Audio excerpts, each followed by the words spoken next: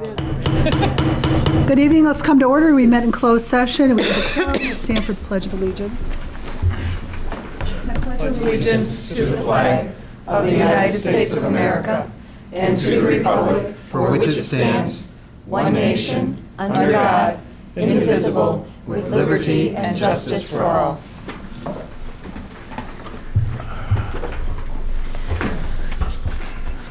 Okay. Good evening. Thank you for coming. We're going to begin with the approval of minutes. Let's just see if I can get back down there. I move that we approve the minutes. Okay. Second. I have something I'd like to add to the minutes. For the January 12th minutes, item 6, I'd like to add, I'd like the minutes to reflect my opposition to the $100 technology fee as it was proposed. And so I just asked that a sentence be added at the very end of item 6 that says, Member Davenport opposed the $100 technology fee as proposed. Okay. Any discussion? Do we have a motion for the revised minutes? I'll make a motion on that. And I would second that. Deb seconds. You can do favor. All those in favor? Aye. Aye. Aye. Any opposed? No. Okay.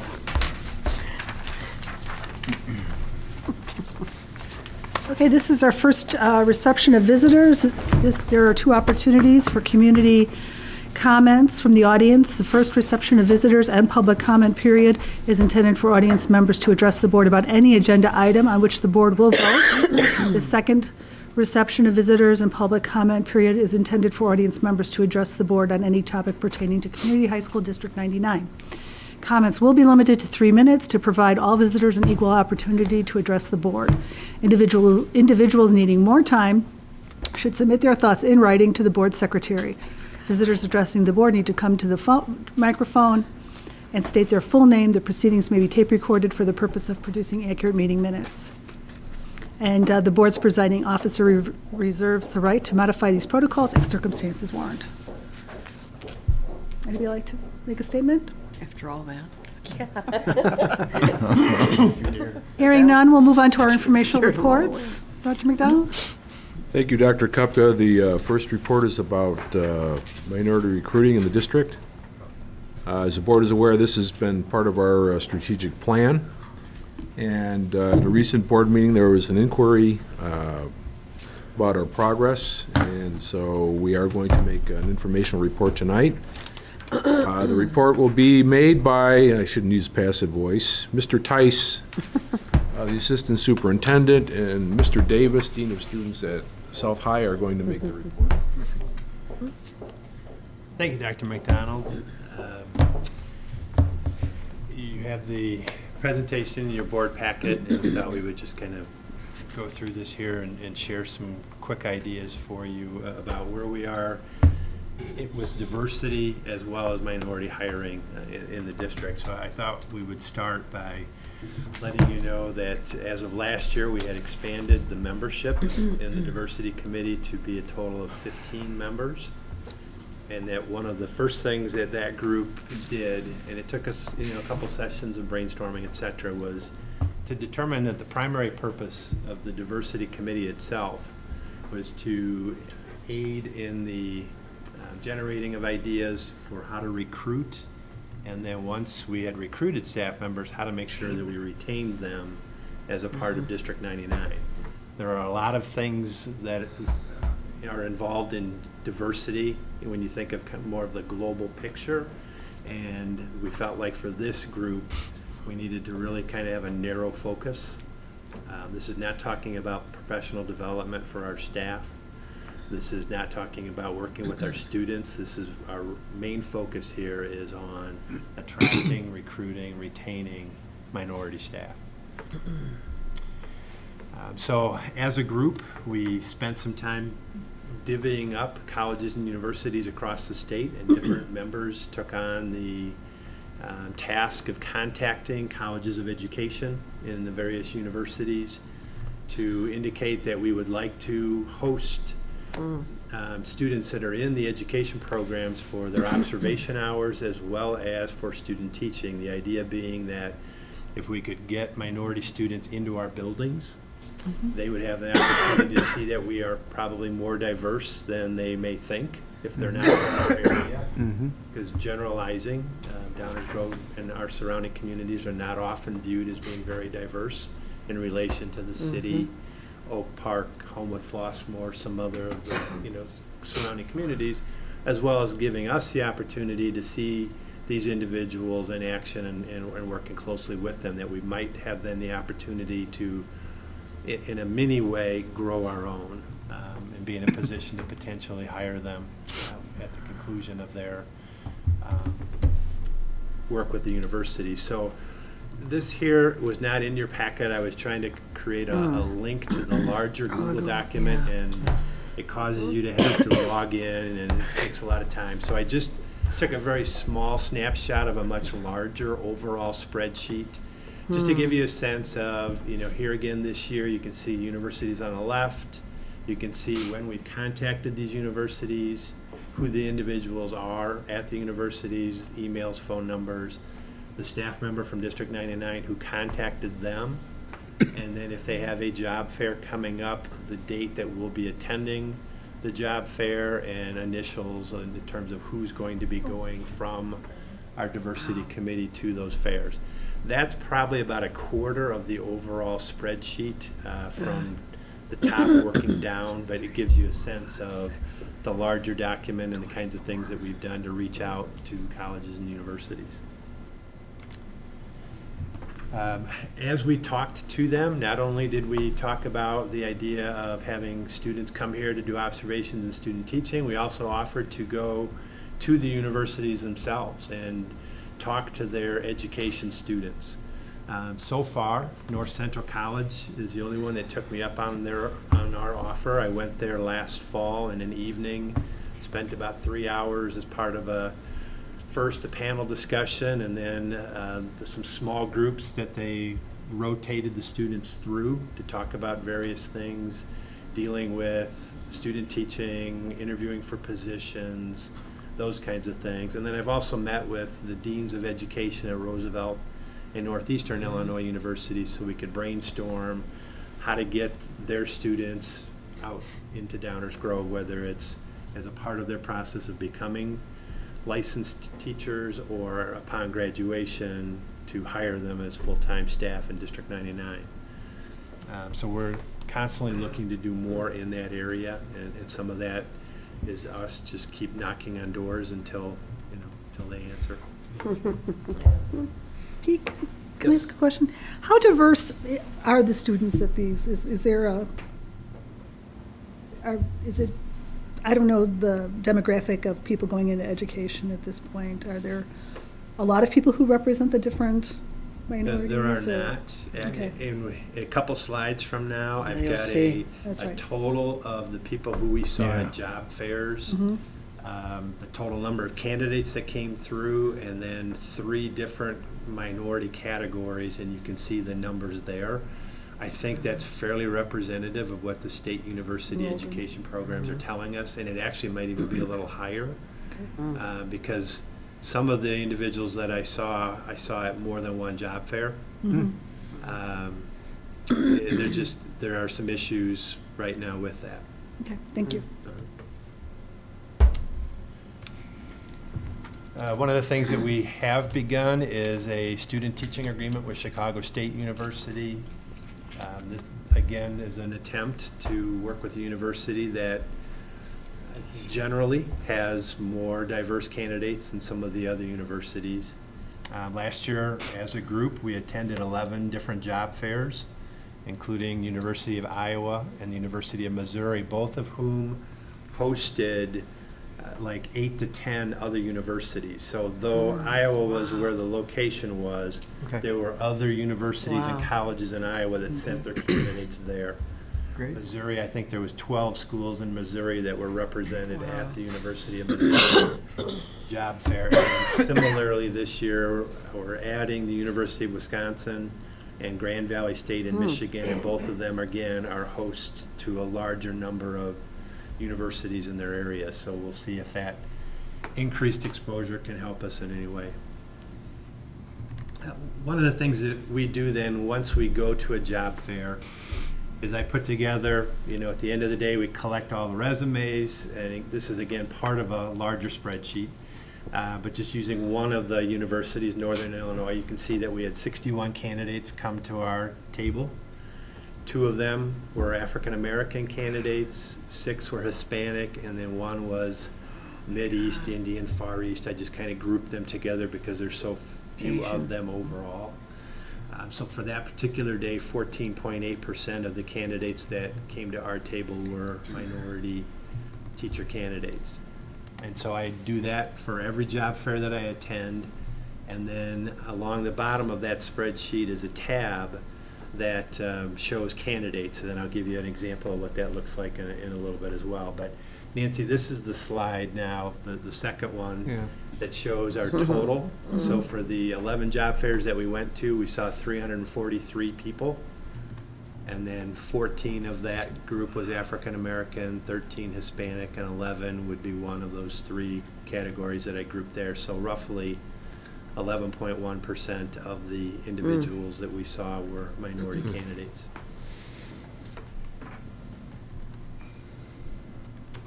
All right, and so then this again is a small example of a larger spreadsheet where when we see the candidates, when we talk to them on a 1 to 5 scale, if they are a 4 or a 5, I keep their resume in a separate pile, and then they go on to this spreadsheet. So anybody who's a 3 and below, mostly circular file material for us.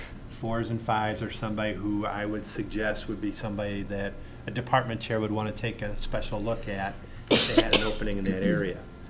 And then what I do is I highlight a box if that candidate also happened to be a minority candidate.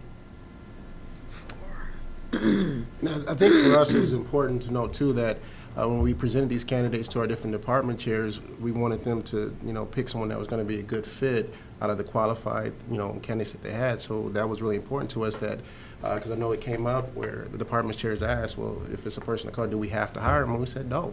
We just want to make sure that it's a diverse candidate pool. And as it turns out on this sheet, under special education, the second person down is somebody who North High hired for the 14-15 school year. Samia is a first-year special ed teacher at North. So just one example of how this helped us in our hiring. And with our committee, we asked different members to reach out to different school districts to see if there's teachers who may be interested in coming out to Downers Grove, because like Pete had alluded to before, sometimes people don't think that Downers Grove is diverse, and they don't understand that we do have a population that's here. So it's good to get out there and kind of, reach out to other school districts that, may have interviewed a great candidate and didn't hire that person, or, just to put those fillers out there so we could reach out and expand our candidate pool. We encourage our staff to reach out to teachers, whether it's downstate, some people knew people in Bloomington, some people knew people in CPS, but just to really just try to broaden that scope, if you will. And again, to Nancy's point, one of the problems that we're having as a state right now, the TAP, Test of Academic Proficiency, which is required of all students who want to become teachers in Illinois. This is like a skills test for them. They raised the cutoff scores 4 years ago, and in the first 3 years, these are state reported numbers here, the passing rate for African American candidates has fallen to 17%. So of the small percentage of African Americans who want to become teachers, 17% are passing the TAP and able to continue in the education program at their particular university. Of the small percent of Hispanic candidates who want to become teachers, 22% are currently passing the TAP test. So again, this makes the pool smaller, but the candidates who then do get through, in theory, are strong candidates, and they should be able to step into our classrooms and do a good job. But in the short term here, this greatly limits the pool, Right. and the competition for them is pretty, pretty fierce. Just curious, has there been also a significant drop with the Caucasians that are taking it? No. Not, So that- not along these numbers. Okay. So it really is, so this really is reflective of a difficult situation for Yes, us. and so, people have posed the question of, is this, because it's similar to a standardized test, is there some Exactly. bias inherent Exactly. Okay. in the test that makes it more difficult? But, right now, there's no movement to make any kind of change. Is this, I'm sorry, No, go ahead. is this the test that's been around for a number of years and they simply raised the bar? They raised the They didn't cutoff change the scores. test? That's correct. Aye. And to just kind of summarize our hiring in District 99 this past year, we hired an associate principal at South, a guidance counselor at South, and then Samya, who I referenced earlier, special services teacher at North. Interestingly enough, we also offered the North math position to a minority candidate, but they turned us down to work for a district that had greater diversity than we do. Even before that, we also interviewed for an English position at North, a science position at North, and the social studies department chair position at North. So we had more minority candidates getting further in the process than what we've done before, as well as having hired 3 minority candidates for the 14-15 school year. And I think we should definitely commend our administrators and department chairs because they were more than helpful in having those conversations about having a more diverse candidate pool. And for some of them, it was a change in practice, but we didn't get a lot of pushback. So it was good to see that in our district, people were, forward thinking and really trying to, bring more diversity to the table. And again, it was, for some teachers, some department chairs, it was different, but it was okay. With our mentor, with our diversity committee, we worked also with the mentor committee at, at both schools and throughout the district to kind of have that informal support for our minority staff members, because sometimes they may have needs that are not addressed through the mainstream mentor committee. Just something as simple as where can you go get your hair cut? It may be different than in other places. So, and then, in some cases, where to worship at is kind of different. So it's good to be able to have somebody that knows the community. I've been here for 10 years and I can help out as well, and have done that informally with different staff members of color. So it's good to have that. We also created a diversity advisor position where, again, it's not taking the place of that official mentor, but that advisor, can talk to a person in that building and kind of, bounce ideas off of that may not be related to subject matter.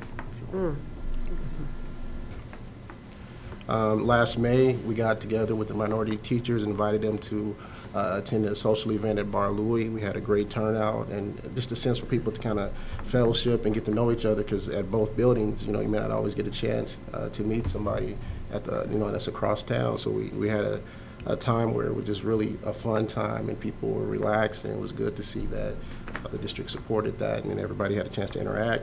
Also, 2 of our committee members had a chance to talk to the new teachers for our new teacher induction program, just talk about diversity, because sometimes you just need that space where you can freely talk about diversity and not be worried. And I know some of our new teachers really appreciated that, because when you're dealing with diverse population, some of them may have not had a lot of experience in dealing with that. So they were excited that we were available, and we made ourselves available throughout the year if they have any follow-up questions. So just a really good time to meet and talk. Great idea.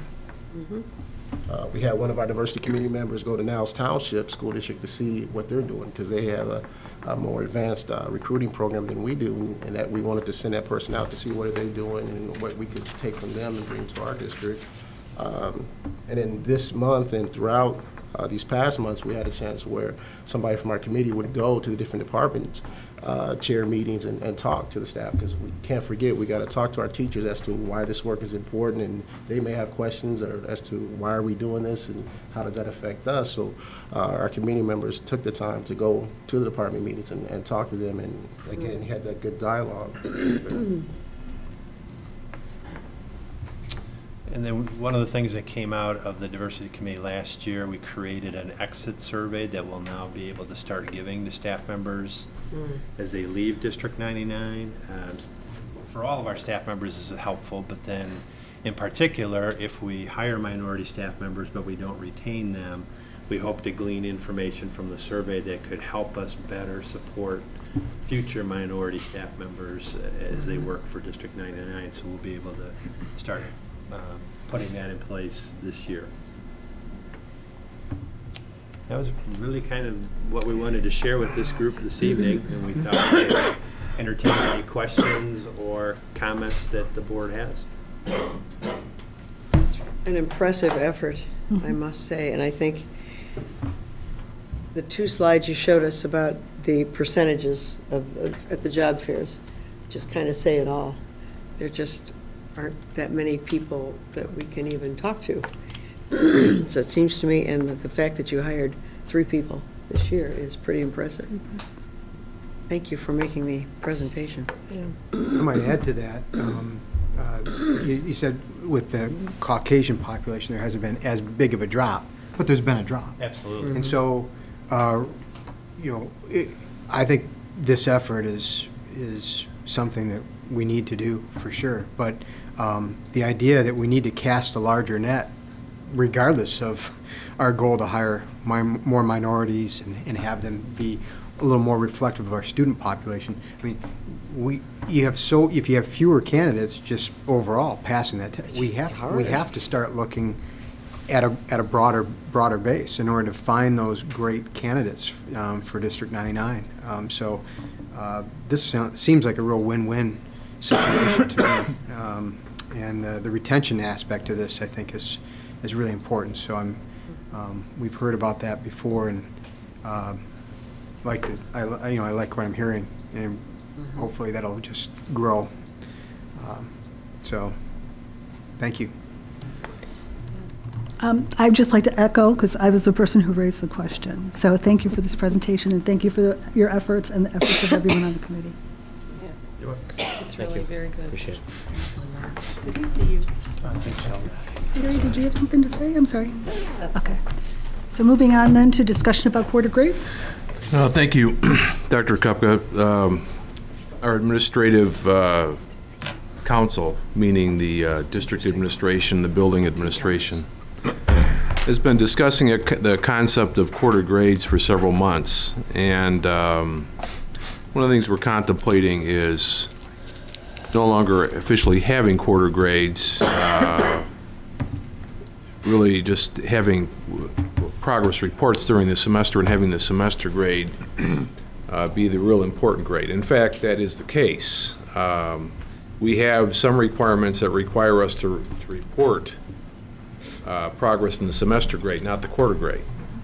And that does create some communication issues with parents. It's also true in a year-long course or a course that, or a semester course, that the first quarter of the course is somewhat review and it's somewhat lacking in assignments. And so typically courses are backloaded as students progress during the semester. We previously had a quarter grade honor roll, but we don't anymore. And our thinking is that perhaps this will enable us to focus more on the semester grade and less attention to the quarter grade.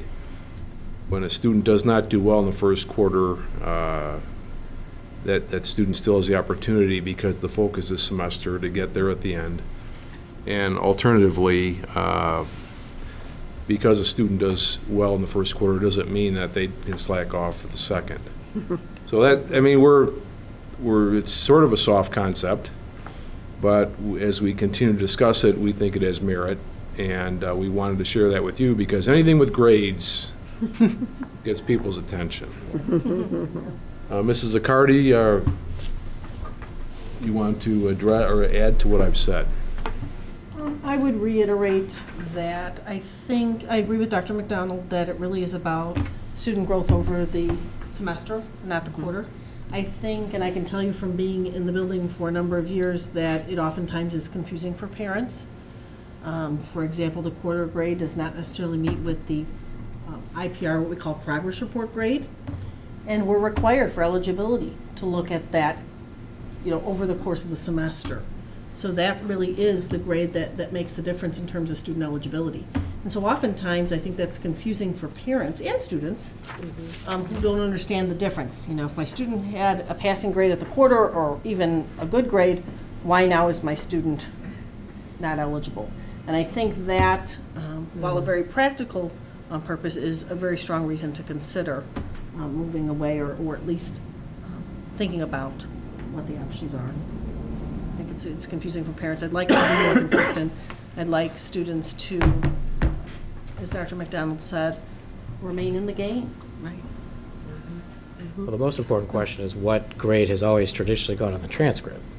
Semester grades. I mean, 25 years ago when I was a student at North, there was always the semester grade. So I don't think much has changed, except technology and some other things, but not much has changed within that philosophy, right? So I think it's more a matter of educating our students, our parents, and I think being as diligent as we can communications-wise. I think that's something that I know I've been doing in my profession for the last 2 schools that I've been at. We don't focus on the quarter grade. Because I think it can be confusing, but yet there's an understanding and an expectation that the school communicates with our parents and, more importantly, with the students. So as long as that's happening, Yeah. I don't see why this would be a big issue. Yeah, I think that's the key right there, Keith, you hit on, is that make sure that there's communication between the student and the teacher, or the parent and the teacher, those kind of things. And as long as they're using the online grading system thing, then I think that there's communication available for them in that way. We just have to make sure that our teachers are using it and that they're communicating to parents if they need to, because they're the first line of defense with a student that's maybe not meeting standards.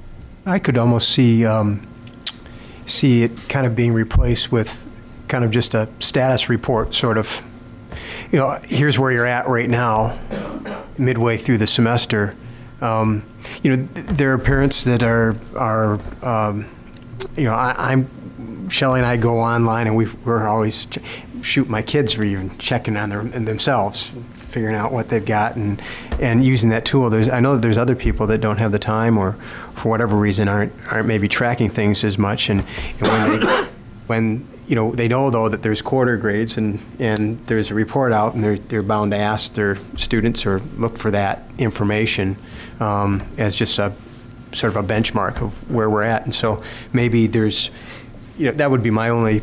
I'm really agreeing, just in terms of that communication with the parents to make sure that they know here's where your student is at this point in time, so that there's still time to do something if need be. So, I'm sorry, Mike, are you saying that instead of having quarter grades, we would still have the expectation that somehow there would be communication with the parent at the end of each quarter, or are you saying that we just let people know that this is potentially going away? Could be, yeah, right. Well, could be, instead of at the end of a quarter, could be at 1/3 points or something, but something that some sort of notification that might go out, yeah, to the parents to say, this is where you're at today. So just kind of a progress report, so to speak, but it's not really, this isn't, it's not a quarterly grade, it doesn't count. This is just where you're at. So I would just think that we might be able to think about something like that. That would be my only comment. I don't know how. I'm questioning that, because isn't that the same thing as a quarterly grade? Then? No, well, no, because I think when we talk about quarterly grades, we're getting this confusion, and it's also something that's traditionally been done, and some people get confused about it, and so I don't care what we would call it and how often we would do it, really, but I'm just saying that a semester is a long period of time, and there could be occasions where you have parents that aren't as engaged as we would hope they would be for whatever reason, and providing them some information apart from them having to necessarily go online to to look for. It might be helpful. So you want a backup plan for something where teachers now are already updating their grades every single week. And obviously, if that's not happening, that's a different problem. But if they're updating every week, you want some kind of fail-safe for those parents who aren't checking and who may not be as aware as some of the. Exactly what I'm suggesting, but I don't know that I think we already have that in place.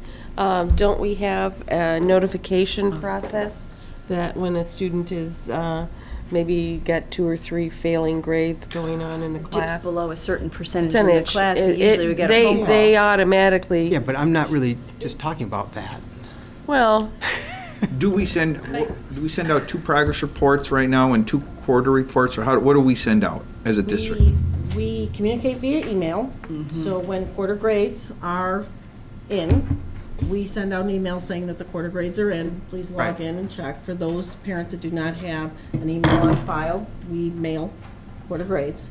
We do progress reports at about 12 weeks into the quarter.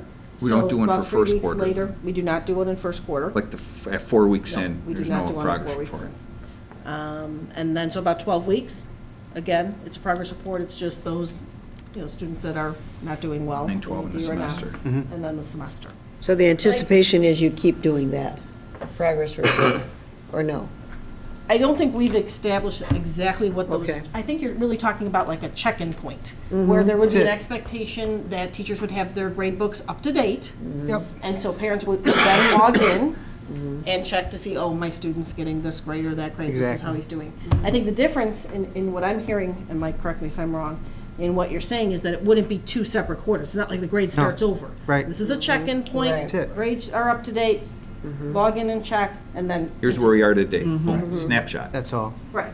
Exactly. And all I was asking that we might want to consider that. I wasn't suggesting that we do it. But that might be something that we might think And I about. think we'd have to have something, if you're going to get away from quarter, then there has to be something to keep teachers honest with their grade book.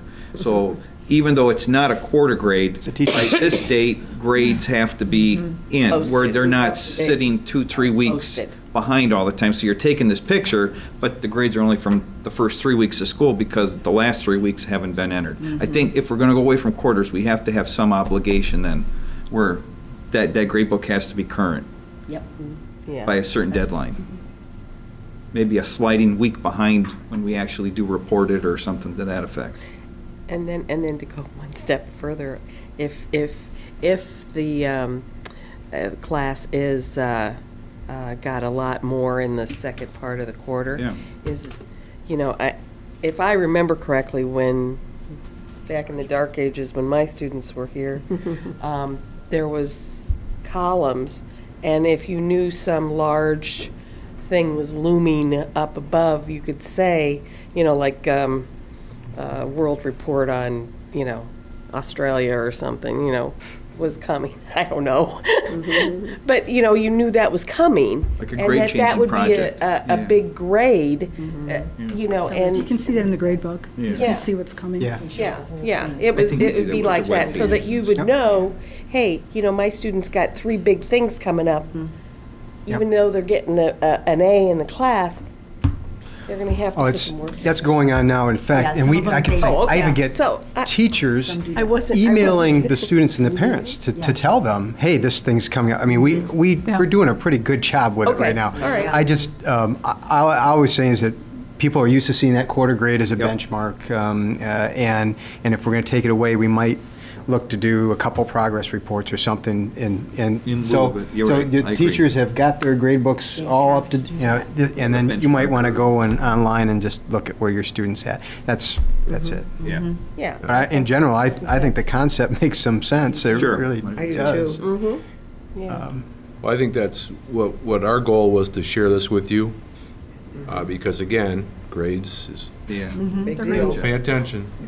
Didn't want to be way out in front of the board on this. Does need work. We haven't really shared it with the teachers yet, other than department heads. Word's out now. Well, no, I mean, it's Cat's out of not, the bag.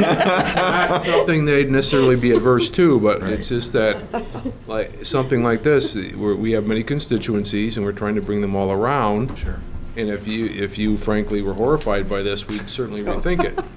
Because this is something Breathe a we've sigh of always done. relief. And it's gonna be a little different, but I mean, think it's a frankly, good idea. the capability we have now for parents to look at grades That's just it. 24/7, Right.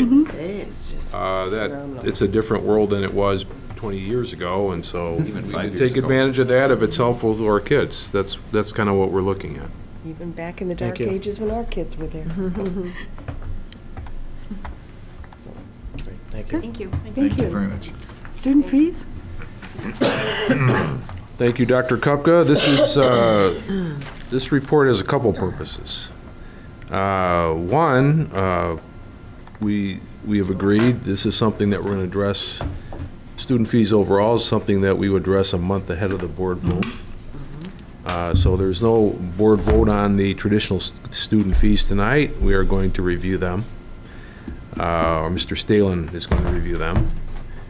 And we have been discussing the one-to-one technology fee for a couple meetings previous. We're going to talk about that again tonight because that is a possibility for a vote tonight.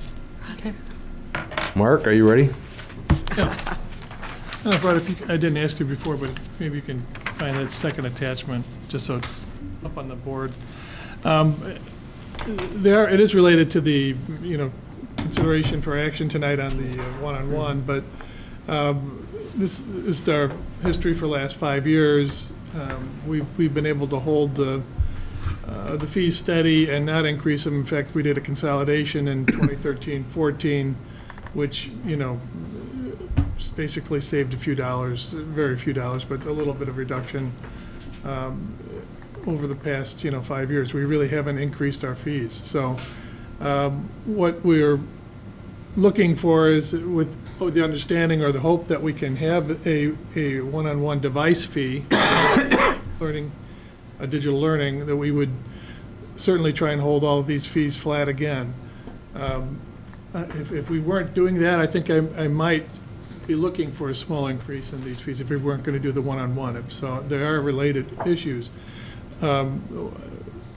I know I sound like a broken record with the cloud that's always out there for us, but I don't know why. It just feels more and more like something's going to come to a head in the next year or so with the pension pushed down. We're hearing much more discussion about that being a reality for the collar schools and for the non-Chicago schools in the state, as well as possibly a restructuring of the general state aid, which so far we've never seen any templates that would put us into a positive gain mode for that. So, and also just to add a little cherry on top of the problem, CPI came out at 0.8, which is the second lowest it's been since tax caps have been in place. Now, that doesn't concern me as much in the long term, even though it in terms of pure revenues, it will reduce about $920,000 of revenue in that year compared to what was forecasted.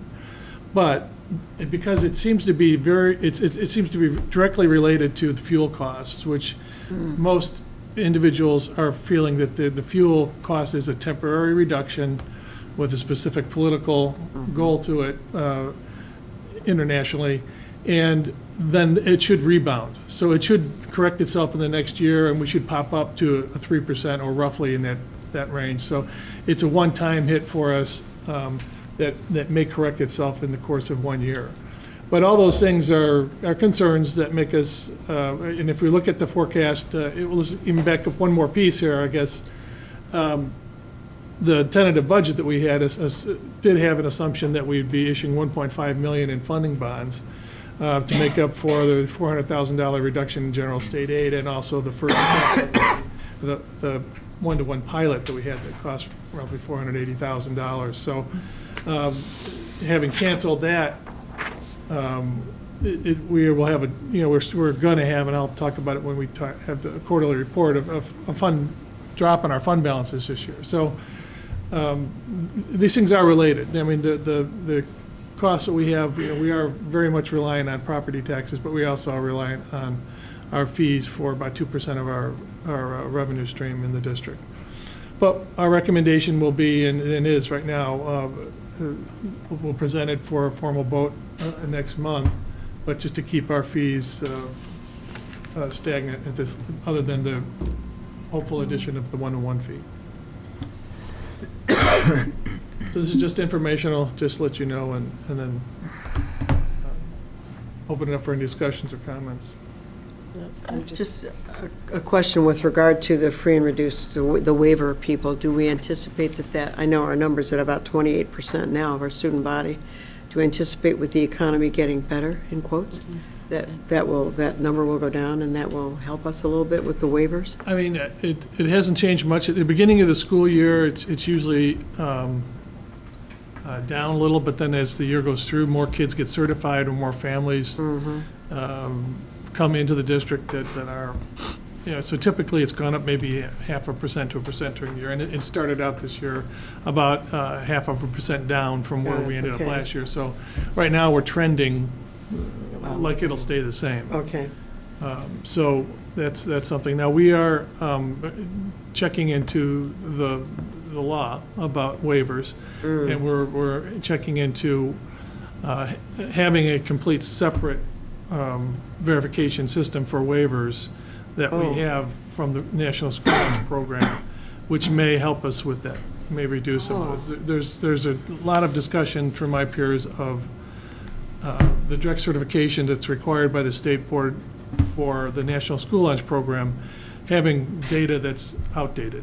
And so we've had a handful of contacts from parents who were notified. If we get direct certified, that means they're automatically able to be eligible and are eligible for free and reduced. And unless they opt out of it, they're automatically in. And so they're in the National School Lunch Program. And then by definition, in the National School Lunch Program, you're in the waiver, you're in it by our policy. But you can have a separate verification for both of those. You cannot verify more than 3% of the National School Lunch Program, but we can set up our own system for verifying waivers that is more stringent. And there's differing thoughts on this, but right now we're hopeful that we can do that. And then we will set up a new process just for the waivers and verify those at a higher rate. And that may reduce some of the waivers that we have. That's interesting, thank you. So we're looking into that right now. Up until now, the state board has a guidance that's saying that you can't have a separate system, but we are finding that may not be true. So that it's an interpretation and not necessarily the law. I wasn't planning on discussing that tonight, but you asked the question. I asked the question, it's that's something right. that could be coming up. But in terms of right now, it looks like it's trending the same, and we're be the same. anticipating that same trend for our fees. Thanks, that's very interesting. Do we waive all of the fees? Any curricular fees and any, I believe we also do the athletic participation and those fees. Anything that, Driver's ed. driver's ed fee, yes. Do the athletic fees have to be waived as well Yes. by law? Or? I don't, it's curricular fees by law, but it's been expanded. There's several legal advisory groups that will advise the parents, and they take a very broad reading of that. We could probably try and pull it back, but we do interpret it broadly, I think, along with that. We believe if they do qualify appropriately, these parents, are very, very, not very wealthy, and so we do. And in our world, we understand the connection of participation in school, and so we're trying not to go after those. You don't want to close anybody off. Yeah. Right. No, just wanted to understand what our obligations were. Well, I can, this will be no surprise to everybody. I mean, I just, fundamentally, I have a problem with charging fees for registration. I don't have a problem with athletic fees. I don't have a problem with a lot of these others because they're not something that we have to do. But registration fees, I'm happy to see that that they haven't been raised in several years and in fact have gone down a little bit. And in fact, I know that this is a declining revenue stream because as we have fewer people every year able to pay by keeping the fees level, the amount of money that we're getting is less. And so, and it is my hope that over time we can reduce our dependency on the fees. Enough said about that. Oh, that's a good point. clarify, the registration is a very small part of it. It's primarily textbooks because and consumables like workbooks and things that some workbooks we do charge for if they're very specific, but it's what we would consider consumable fees and consumable items that the student will actually use up over time.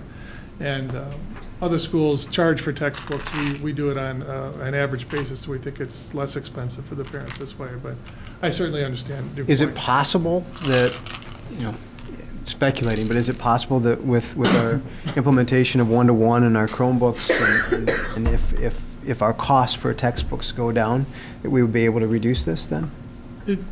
If that were to happen, but I don't know that it's going to happen. The electronic textbooks are not cheaper than the hardbound book. Most of what you pay for in a textbook are royalties, and those don't change when you get the electronic version. The actual textbook, I had an intern several years ago who worked for McGraw-Hill, and he said for a nice, big, beautiful science textbook, it's about $6 to print when they do it in mass. So a very small percentage is the actual textbook. And so the other piece with electronic media is that now there's also links. There's actually more development of that beyond the pages. And they will make annual updates to that as opposed to us holding on to a textbook. So it's a very favorable thing to go to the electronic media. In fact, that's something we are trying to dig into. Some of our hardbound books already provide that link, and they can do that.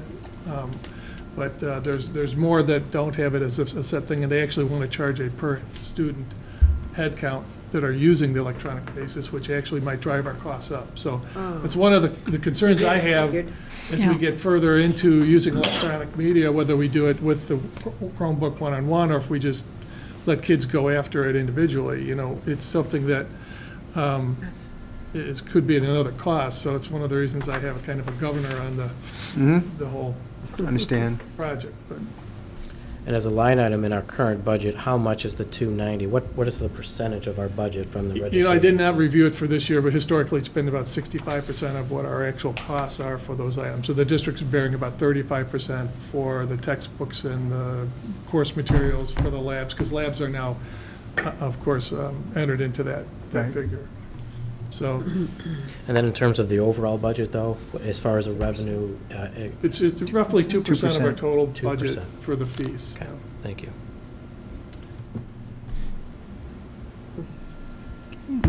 Any other questions? Should we talk about the one-to-one fee now? Yeah, it would probably be go. Let's Yeah, just so we go could- for it. Oh, wait. Be done with it. And we've had a good amount of conversation about this. There really were two areas that, is in my memo, you can see I'm trying to address what I thought were two very good concerns to have about this. I mean, I don't think we've been hiding or pulling any punches. We are nervous about this. It's a very bold, I think, move on the part of the district that we're recommending, because we're not the first one out there, but there aren't a lot of other examples of doing it the way that we think we should be doing it here.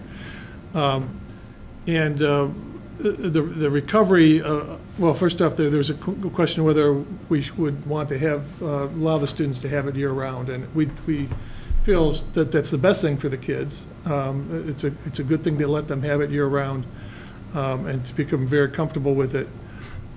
With the device. And so we think we think it's a positive in that it does give them the sense of ownership. It stops a logistical issue of our part of having to bring back in 5,000. We still have to bring back some of those possibly, or we would from seniors, but so there's still going to be some logistical issues, but we think it's the right thing to do let them have it 24/7 and 365. So the second item, though, is a buy option, and it's certainly possible. We can do that, but as we talked to other schools that have done that, Glenbard did that on a trial basis, and when they went, now they're going by grade level and phasing it in, but they've not allowed that option, and there's I guess some of the key reasons are that if somebody buys it outright in the market. It'd have to be something that we really specify. That is, if not the identical device, something as close as possible to having it. We would still want to manage it in school, so we would want to have them, we'd have to load our software on it. It would be restricted to that student, so there'd be, still have some of those same costs for it. Glenn Bard's experience, and it was just anecdotal, was that 7% of in the first year of the parents did it in their test pilot, because they just offered it that way. And it was about 30% or 34% of their support problems or their support issues as they were going through it. And that's why they said, we're not going to offer that. And that's enough of a warning to us. Okay, can we learn from them, or can we, and actually I think it's as good a value as we can make it, because unless a parent can find a better volume discount than buying 3,000 at a time, than we can. We think they're going to have to pay virtually the same or more for the same machine. And I really would expect us over time to develop a program where we do have a simple dollar buyout or maybe a $25 buyout at the end of it, so that they can eventually have ownership. But in this transition period, when we don't know that if it's a 3 or 4 year useful life, I don't want to make any promises that we can't keep. And until we get more familiar with these Chromebooks are coming out with different models every year. We might in 2 or 3 years we'll be able to get out of our lease if we want to, if we do a 2-year lease and able to extend it. We would be able to switch the machines out after 2 years if we found these batteries just aren't living up to what we thought they were. The pilot worked pretty good, but after 2 years they start to fade. So there's concerns there that just make me very leery about making that promise to parents or having that expectation that they're going to own the machine. Now, I think it very likely could happen, but I don't want to make that commitment yet. So those are the key reasons. I know that, Mike, you had asked a question separately about the lease cost. The lease cost, there is an inherent interest cost in leasing them, but they also have the companies that work with educational institutions also have very well-developed aftermarket processes and also markets that they go to. If we want to sell them to our own students, we can do that, and they have a great program for that. They'll set up an internet link, and they'll handle all the transactions for us as part of that lease. And so, and their proposal, they always like to propose it that it's cheaper than buying, because if we spend $500,000 on the laptops, and then after 3 years, maybe we've spent $540,000 because of the extra $40,000 in leasing. But they'll say, well, but when you sell those machines at the end, you'll recover more than the $40,000 in interest. A little bit of gaming. It actually still costs us money to do it, but the service, I think, is worth it. And that's the piece. And if we decide to sell them into an aftermarket, they give a certification that they've wiped them all clean and handled them, so that they do all the processing of the machine, so that if there's any memory or anything on there, it's all wiped out. So there's nothing to come back to, which is an issue. So we'd have to pay additional costs too. So there's services built into the lease that make it attractive for us.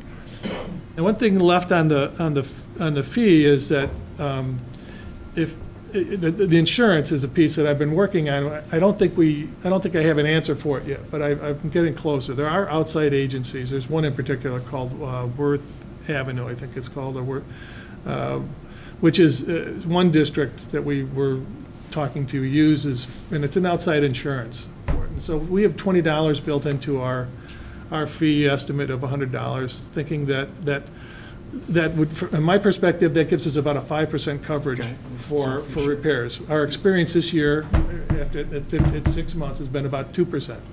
So, but that's only half the year, and these are all first year, all under warranty machines. So, the concern is, okay, could it get up to 5%? That's the cushion that I have for us, is that it's a 5%. That also will buy us machines that we could have as spares for when students forget to charge it, forgot their machine, dropped it in the hall, and needed a replacement right away, where we could swap out machines. So it's part of the fee. The $20 is built into our early estimate that would be sufficient to cover those logistical needs for students, so they can grab it, sign it out, and go ahead and, get back to the class.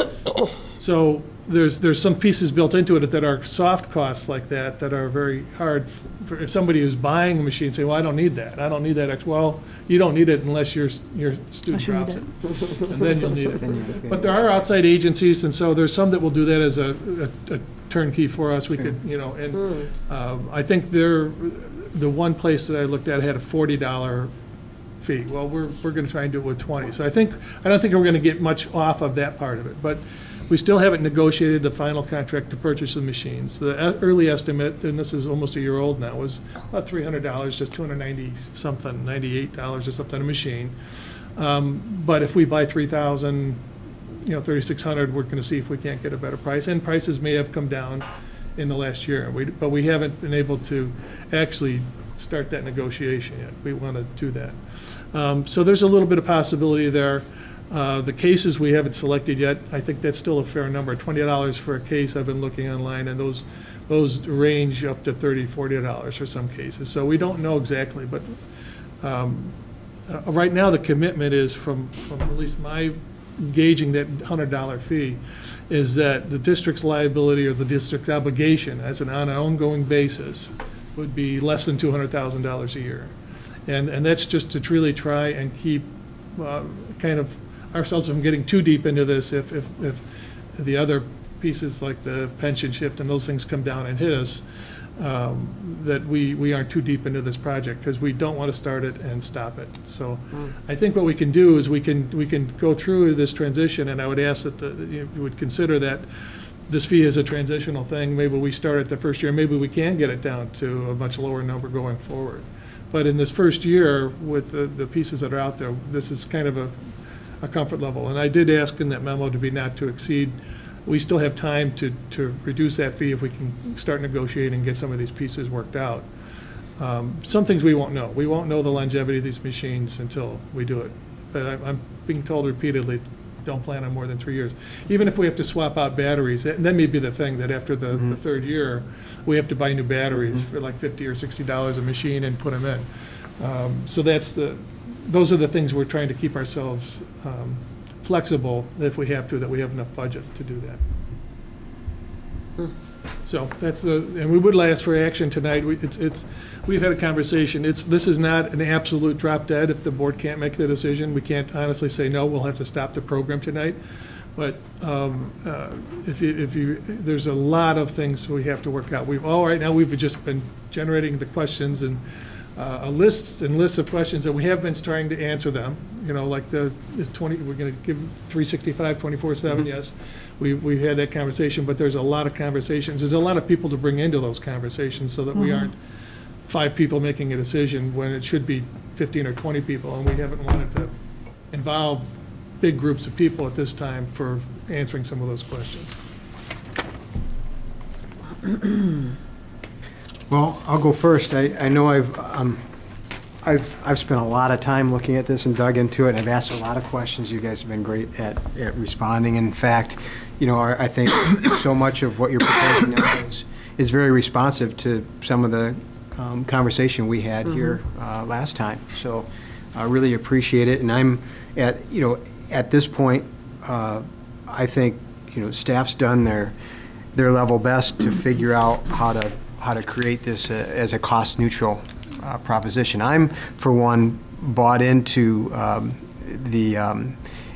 look at this like, do we need pencils or not? I mean, this is something we need to do. And so for me, it all just comes down to how do we pay for it? And we have options. We either come up with new money, we reallocate existing funds, or we do a combination of both. But in any event, it's got to be paid for somehow.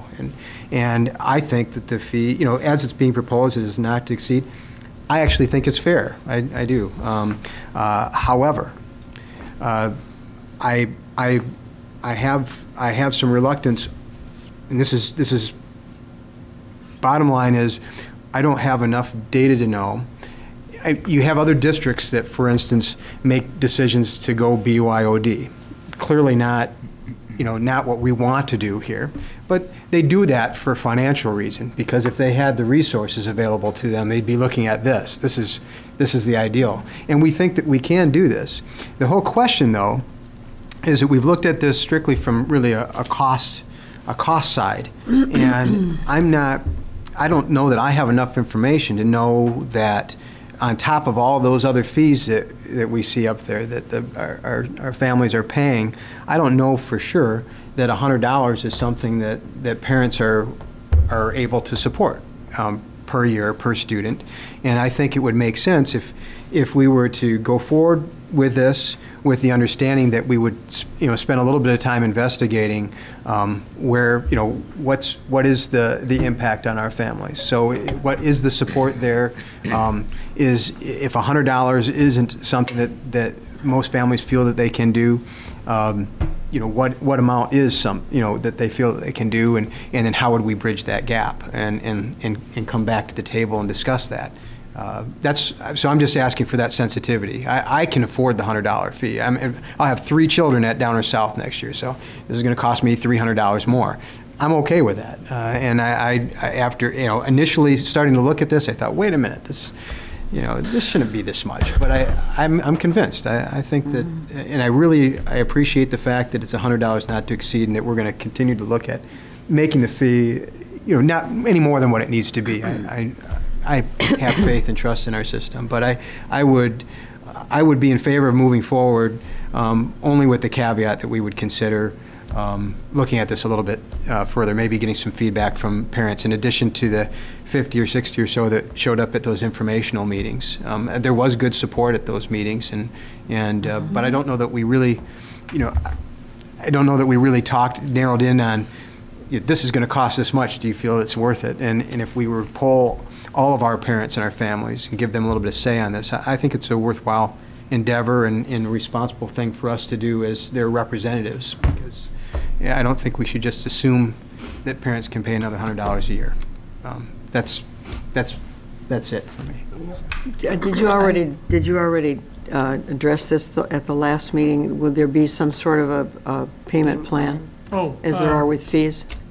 Yes, well, free and reduced obviously are waived, but right. then But the anybody others, who's right above that or who's not eligible, those are the folks I'm concerned about. We would continue what we do at the buildings, and so if they have a payment plan, that eases the pain a little bit. and it's a pretty easy.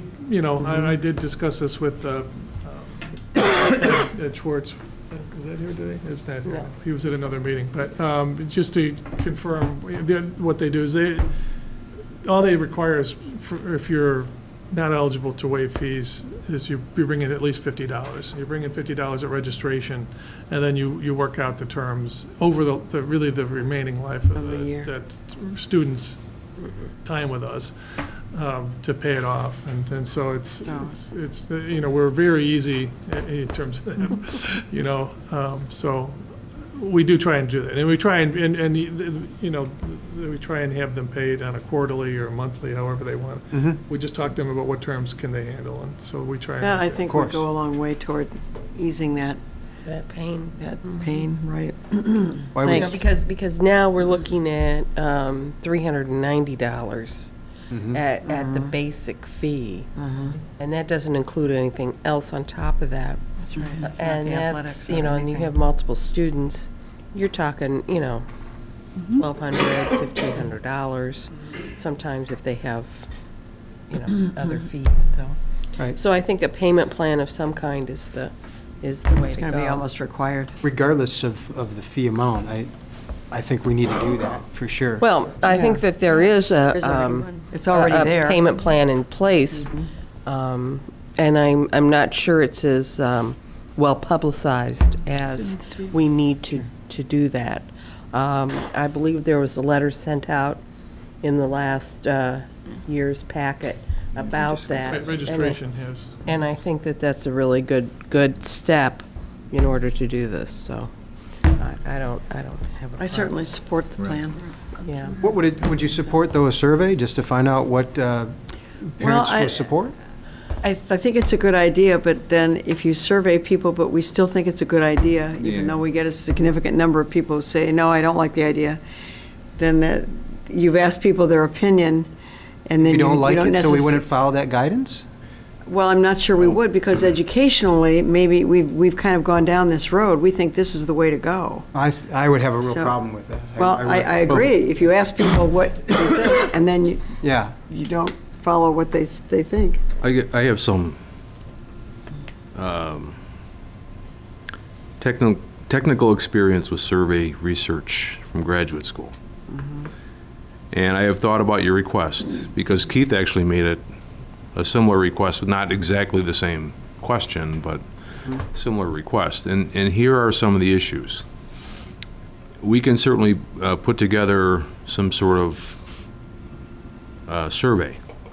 However, it's not as simple as it sounds, because if we really want to get information that gives us a scientific basis to make a decision, we have to be very careful about how we construct the questions.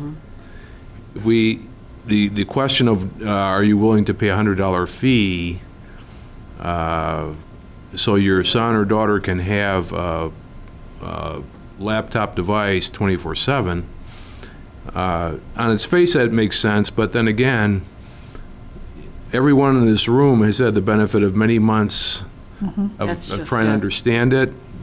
We've seen presentations about teachers using it, understanding the value of it, what makes it different than what we currently do. We have the benefit of that. It'd be very difficult to recreate that for the people for whom we're asking the questions. So in the sense of, if you're a survey researcher, that's problematic in terms of taking the information you get from the survey and then using that to say it's obvious that this is what the community thinks. I think the final issue, and as I also brought up before, in order to get data that's truly representative of the community, we have to get a certain response rate. And that, as you know, the local elections in a couple months, we'll be fortunate to have a quarter of our elected or registered voters vote. 10%. We have sent out surveys to the community about other things. We might get several hundred responses, but we send out several thousand requests. So we are certainly dealing with the fact that we can send out we can do the survey, we can ask the questions, but we have to be willing to understand that the likelihood of getting a large sample to respond is not significant. So those are all things that it's a great idea, in the spirit of really understanding what the community wants, very laudable, I believe. It's just much more problematic in practice, and I guess finally the issue is this would probably take us several months to get right. Not something we're going to do next week. It might take us 6 weeks to get it right. We'd perhaps want to have someone who's more, look at it, who has more experience than we have. Psychometric. Yeah. It's just, I'm looking at that from my perspective, but those are legitimate issues, I believe. And this, to get the information that you're looking for, I think that's a legitimate issue. Is there any other way that we could get some guidance on this? Well, I guess, apart from the survey, no? Well, obviously, we'll get feedback from parents when they see the bill. No, I don't mean that. I don't mean that flippantly. We're going to get feedback from people when, whether the bill's too much, whether we have an extraordinary number of people request payment plans, whether we have a large number of people who are upset or angry or think they can't afford the devices. That's clearly a concern that we have.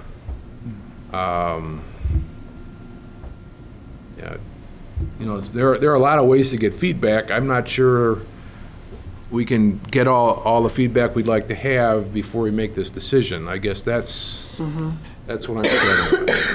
Gina, I got a question for you. I'm sure you had these discussions with the staff. In those discussions, are they behind this 50%, 60%, 95%? The overall beat of the street, not just the pilot program, but in the discussions with now the 2/3 that aren't using them right now. just unofficially, what's their opinion of this? I think there's a lot of excitement. I can't give you an exact percentage. I yeah. have no way of knowing that.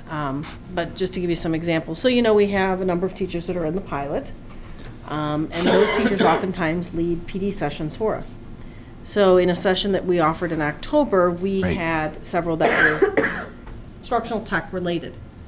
Literally one of the sessions in one building filled in 45 minutes. Right, that's what you had said. I mean, I had numerous calls and emails from both buildings. The other one filled in almost hour and a half, 2 hours, saying, can you offer this again? I want to take this. Can you? So there's a lot of excitement. There's a lot of momentum. Okay. I think the other part of your question is about readiness. So it's not just are they interested, are they ready? And then do we have programs in place to help the staff with this? And we have been providing a lot of PD and will continue to provide. Okay. In just a couple of days, in fact, we're running sessions related to instructional technology. So there's a lot of momentum. Will there be some teachers that are further along than others? I guarantee that there are. Yeah. But I think that there's enough support for those teachers within departments as well that'll help them. And we're looking at other ways to support our teachers in this initiative. We have, as you know, an instructional technology coordinator in each building that's already working with teachers. But we know as we continue down this path, there will be other needs that surface. And so I think there's a lot of momentum. I can't say with any accuracy an exact percentage. Okay, but I guess what I'm thinking is if they're for it, we also have to think about what needs they're going to have, and maybe like a departmental liaison, for not just one person in the building, but maybe each department has somebody, even if it's for a stipend, to say, hey, I'll take on this role and I'll be the contact of just my department. If the bigger issues, then go to the building person.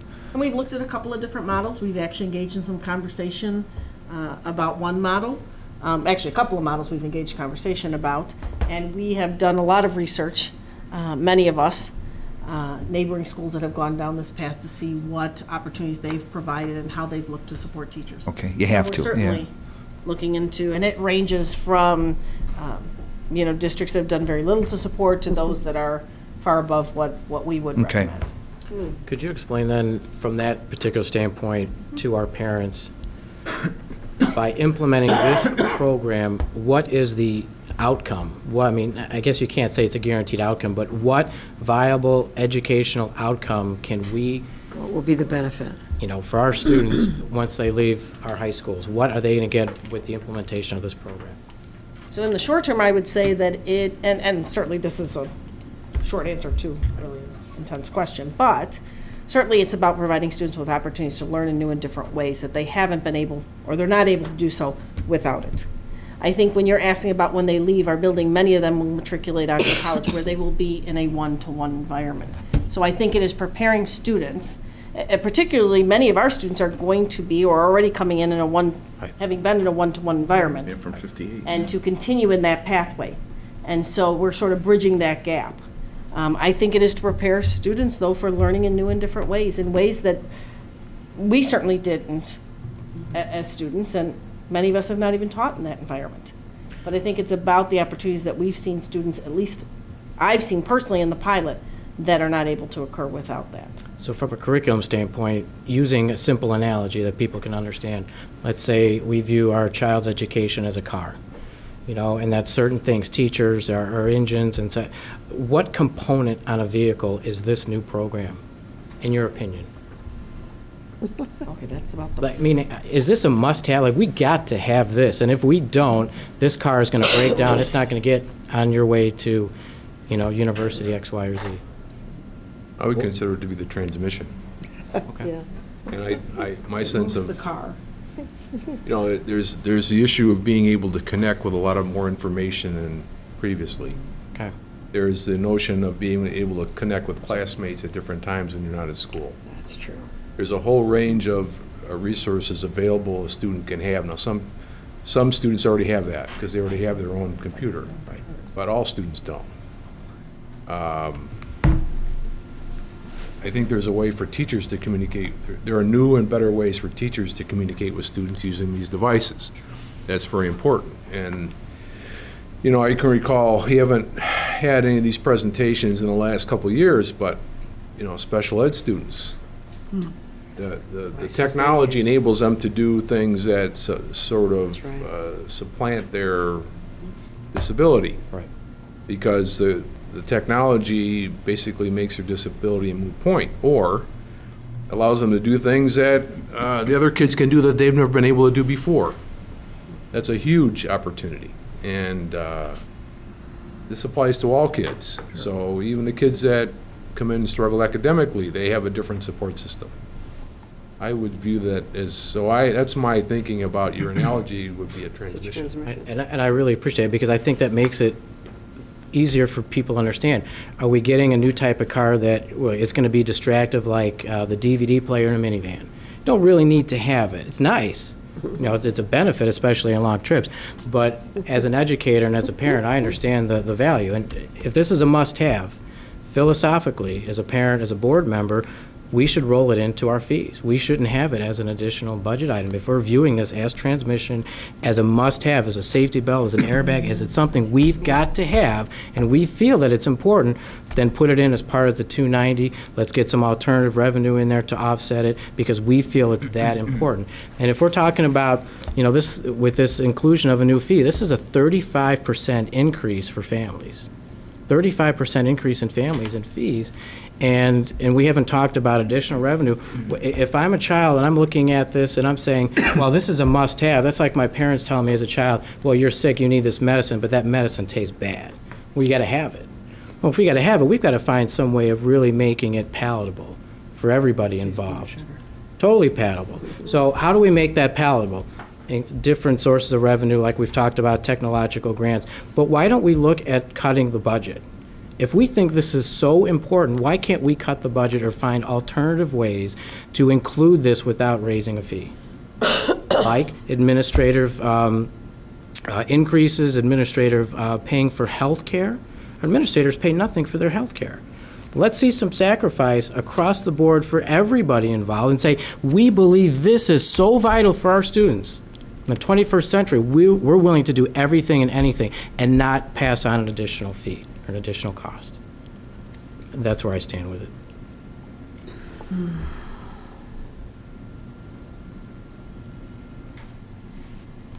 I think you've raised a whole nother can of worms.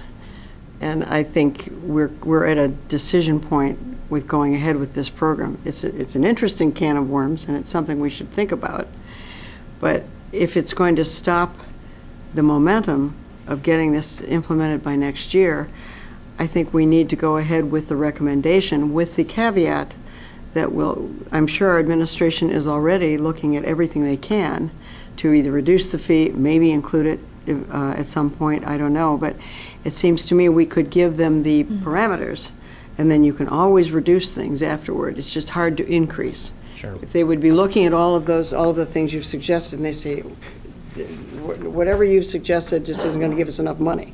I just don't believe in the approach. In the 4 years that I've been here, we've increased our budget $2 million every year. We've increased the tax levy every year. We've done all these things to add and to add and to add on this one side of the ledger, but we really haven't done anything, in my opinion, on the other side of the ledger. And if we're talking about a comprehensive, all-inclusive academic program for our two high schools and for all our parents and the benefit of the community, as everyone points out from time to time, then this should be a no-brainer. Let's cut some things, let's find some waste, and let's make it so that kids don't have to keep, here's another fee, athletics, activity, yearbook, driver's ed, parking lot, science, AP, this and that. It keeps going up and up, but there's nothing ever going down on the other side of the ledger, and I don't think that's fair. But the fees haven't been raised for 5 years. So we've kept the line, even though inflation has caused us to have increase in costs. We've also saved a huge amount of money on our energy with all of our conservation. So we have made some changes to reduce costs. Interest. So I'm thinking this is just ultimately maybe. And remember, we also cut the budget probably before you came on the board. Yes, we did some major cuts. You can refresh my memory, but I can't tell you the exact number. But we did do some major overhaul in our budget. We've increased class size, the ratio. We've never gone back to what we used to do. Used to be 25, right, to 1. We were at 22 to 1, and we went back to 21.8 to 1, so we did 21. I'm decrease. sorry, right, I We said were that at backward. 20 at some point, we were at 20. Yeah, but we've done, so we have made some cuts. And I just think this is such an important thing that we need to do soon, because as he said, it's very complicated to get this done. We can always find ways to save after we've made the commitment to go ahead with this. Well, I'll say I'm not, I'm committed to going ahead with it. The discussion I was hoping we could continue to have is what piece of the pie, Sure. This comes out of, and my concern that on top of, I mean, I haven't totaled it up next year, but I know I'll be writing a check to District 99 for all the fees for my 3 kids. Sure. It'll approach a couple grand. I mean, it's going to be a lot after I pay for everything, and at some point, it's. When do you hit a point where it's gone too far? And that's where I'm just, that's my only, I love the transmission. I think that was a great answer. I believe that completely. I think that's a great answer and speaks to the importance of this. I really do. It's just about how we fund it, and I just think a little more time thinking about the additional burden we're placing on parents is something to consider and look into more. The discussion about the efficacy of how useful a survey is. I debate about that all the time. There's a referendum on the ballot in Downers Grove to talk about a village hall, and there were proponents for it, and then people against the whole idea of having a referendum. How advisory is it, and for the same kind of reasons you brought forward. So I don't know that there is a good answer to get a feeling for what our parents will support. I do know, sitting here today, I don't feel like we've really done much to get that information. I would be more comfortable having some additional input in terms of how we pay for this. So, I'm willing to commit to it going forward. I'm just not willing to say right now it's a $100 fee. That's my. Had to exceed the way that's worded, would that? Yeah, but, my experiences with NTEs is that they end up approaching that amount. That's definitely, I appreciate that. I do. I already expressed that privately too to our staff that, and I think that was very thoughtful in response to discussion we've had before. But I still think that a little more guidance. I think it's just good. I think it would be good for all of us to have something more to rest on, if nothing else, just to show that it is something that we're concerned about, and we do want that feedback. And if people don't take the time to give us that feedback, well, then we have to do what we think is right. In the end, just like with the election that we were talking about, you're lucky if you get 20% to show up of registered voters. In the end, though, those are the 20% that get to decide, and then things move forward from there. So I appreciate, how reflective is a small sample is maybe not very reflective, but it's an opportunity for people to weigh in on this. So if a survey isn't the best way, if there's a couple of additional focus groups we could have or something, I would feel much better about this and feel a little more responsible about what I'm about to vote in favor of in terms of the cost. Because we do have choices. We can reallocate funds. We can look at the budget. We could move some things around and prioritize. If this is a transmission item, we have other transmission items too. And so what we're avoiding right now is having to make a decision between things. And I understand why that's a less painful decision, but I would feel better about making the right decision if I had some more information. So well, we're not just making decisions between things. We're also making decisions with the great unknown of what's going to happen with government funding. It's always. What's going to happen with pensions. For 10 years. Every year. So I think that we need to be aware of that too, and I think that there's been a lot of thought put into that so that we don't want to disadvantage the school district and put us in a perilous position financially. I agree, but how do you, Nancy, how do you know that $100 is something that the vast majority of parents will say they're okay with that? I don't know. And I would bet if you gave people the option between $100 and $50, they would choose $50, and $100 between $150 and $100, they would choose $100. I don't know. I do know from the very small amount of people that I've talked to, they're supportive of this because it is where the world is going. And I think for those people who cannot afford to buy their children a computer, it's a wonderful option. That's the thing, it's so much cheaper than buying a computer for a student, if you look at it that way. My daughter would not have a computer if she wasn't on the, she'd be sharing the family if she wasn't on the Chromebook pilot. Mm-hmm. And that's been wonderful for her in many, many ways. You were going to say something? Well, to me, I think it's a no-brainer as far as going forward with the computers because I believe in everything that you said, and I believe in everything most everybody here has said. Personally, but I can't speak for everybody, and I think that's where Mike is coming in, wanting more feedback. Personally, I think $100 for an entire school year, 8-9 months out of the year, $100, you're looking at between $10 and $15 a month for a device that is really going to enhance their learning, I think is really Reasonable. A great deal, okay? But here's just another, every year we think that there are things that are important, and we hold them up here, okay? And pretty soon, everything is just important. Everything is equal.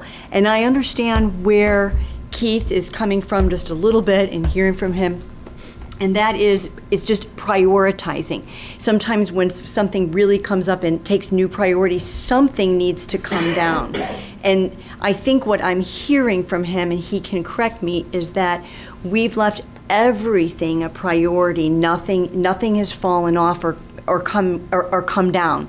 So is it time to take a look at some things that aren't nearly as important anymore that might actually offset the cost a little bit?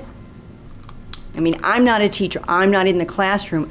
I don't know. And when I look at the fees, okay, at $290, and as a parent coming in, I say the $290 fee. Now, what is that exactly? What is that exactly paying for? Is that books? Is that instruction? What is that?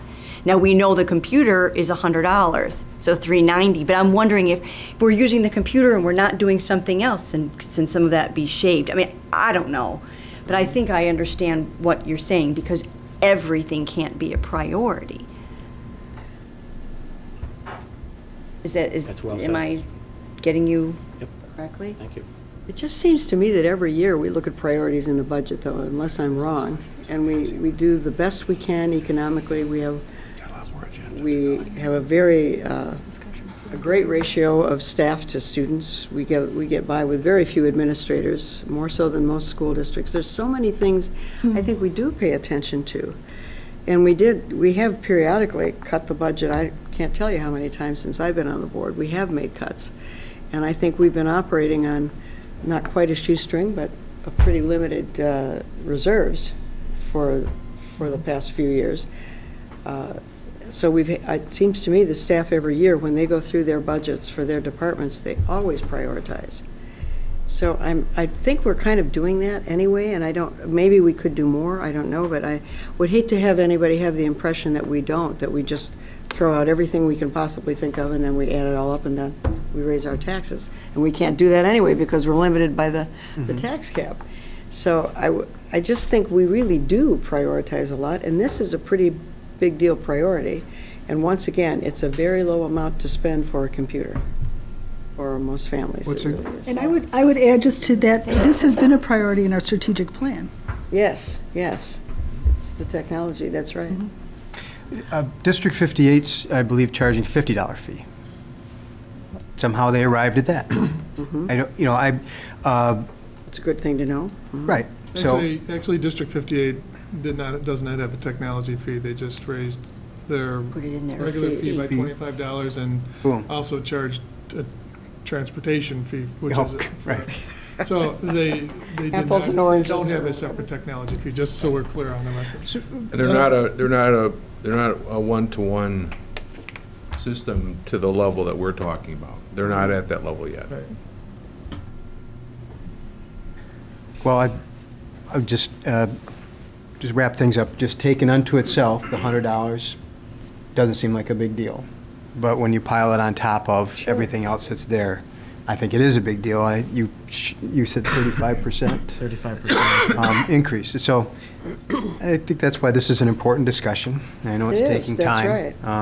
And appreciate everybody sharing. The other thing I would point out, just as we always talk about the fact that we're preparing people for college, but let's remember, this may be the only and best real technology experience that some of our students will have before they go out into the workforce, before they go into the military, wherever they're going that's not in a university or college setting. And these will also add to the job skills they'll be taking out of here with them. I agree, but why charge them extra for it then? Why isn't it just built in? Why do you have to, if you're saying this is such a high priority, and this is something that if you never go beyond anything past 12th grade, you've got to have this, then we're going to say, but you gotta pay $100 a year to get it. Are we taking a vote on this tonight? We are Yes, we actually are. taking a vote on this tonight. It's like saying, well, We're not in the, we're not can't in We're the in that action. section yet. We're continuing the discussion. it's like saying, you gotta have seatbelts and airbags, but we're gonna make you pay extra for them, even though we know that it saves lives. I do pay extra for safety when I buy a car. I know. I'm just saying, if we're the type of district that, produces the best and the brightest, it should be included in what we do. We should be able to find ways to say, this is a priority. We're going to show the community and our students and parents why this is such a priority. We're not going to increase your fees because we know that this makes a difference. It's possible that going forward, the fees will be reduced or be able to be included. We don't know. But because of the initial outlay, it's kind of difficult to find that kind of a cut in the rest of the budget. But as they've said, computer costs may go down, or maybe we'll get a better deal because we're buying so many. There are a few unknowns. That's why I support the no greater than $100 fee. Can I make a suggestion? It would be interesting to me to know if we didn't think that we could raise fees, but we still felt this was something we were going to do, what would we do? What would be on the table? We have to go back. Is that a discussion worth having? Can't have that No? tonight, Mike. No, I know. Yeah, but the Sorry. the problem is we're I understand. also under a time crunch, that if Get we this do done. want to purchase computers, we need to do that probably in the next When? little bit. When? Little bit. We don't have a drop dead. It's not tonight. We don't have to have the decision tonight, but it's just more But we and more have to have pressure it. on all the decisions and all the organization that has to occur. I'll just try and respond to some of the questions or some of the points that were raised. Good points, and it's always a good debate. The issue here is that we're going to spend roughly $500,000 more a year. We are eating some of that. It would be ideal if we had no fees. It would be ideal if we had no fees, but you have to have a textbook too. We charge for the textbook because it's consumed. This is consumable.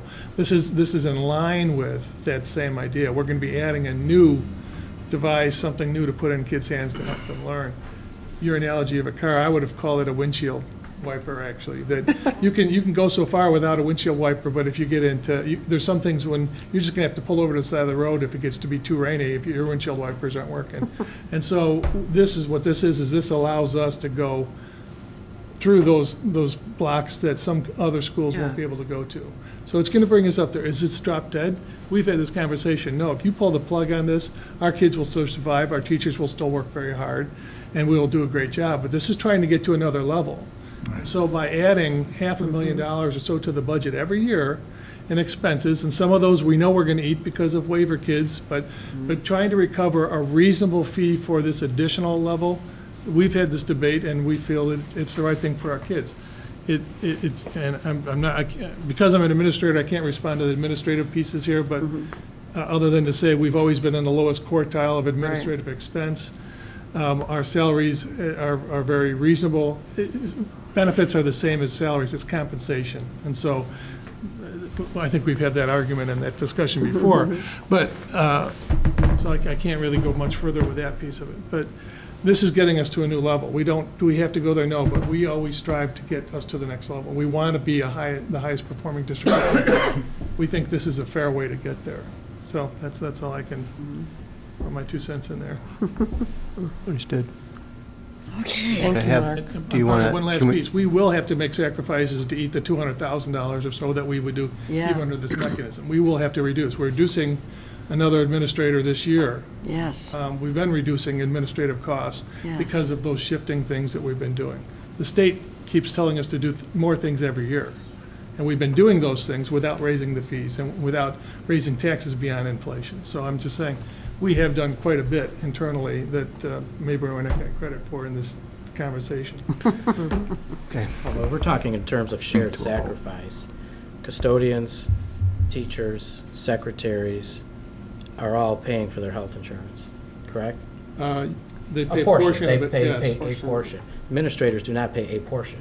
You know, can I just suggest This is a different not the agenda time for item? that discussion. Really. If we I'm believe- sorry, Keith. I have the floor. It is I was not. asking a question. You do have the floor, but I'm Talking going about to, shared sacrifice, if we believe this is Hit in the the gavel, best please. interest of our children, we believe it's in the best interest, why can't we find something to have shared sacrifice? It's a broader question than just picking on one piece. That's why I'm saying, that's why then it's why I'm let's trying put to- it on Then the keep it agenda broad. for another discussion. I don't Right. think this is the Okay. appropriate. Then keep it broad. Okay, do we have anything else we need to say before we move on? Okay. We'll come back to the vote. Now Mark gets to give the financial report. I'm not even sure where we are right now. Quarterly financial Quarterly report. financial Quarterly report. financials. Thank you. And we can make this very brief. Yeah.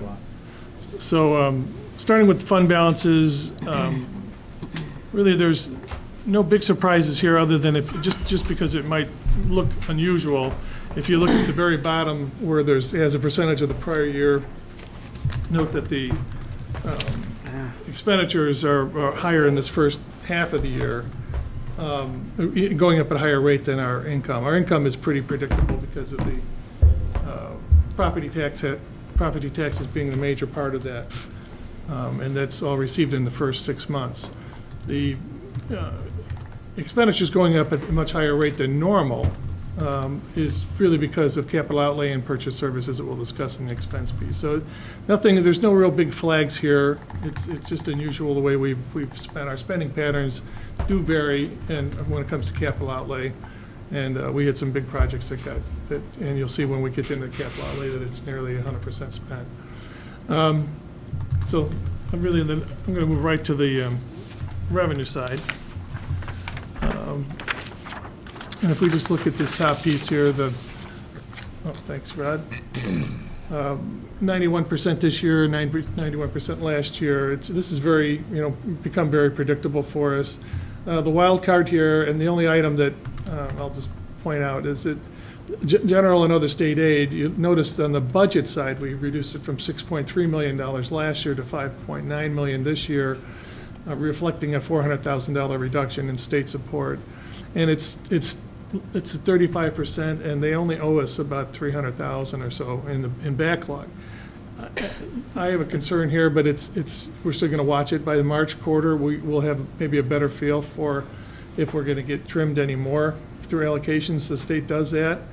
I think everybody's aware that come January 1st, everybody's paychecks went up a little bit because the state tax at 5% was stopped, and so we don't know what impact that'll have, and we don't know how immediate it'll be. It's very possible, because the state relies on half of that income for this fiscal year, that they may prorate state funding even further. So that's just the one concern we had looking ahead. If we go to the expenditures, pretty solid on the expenditures, 47%, 46%. The key items here, there's really just three that I'll highlight. Purchase services is up compared to last year. Our prior carrier had problems with their bills. They didn't, they were very slow in billing, had problems getting to us, and so we didn't have all of our bills in the first quarter, or first half of the year last year, on the last fiscal year.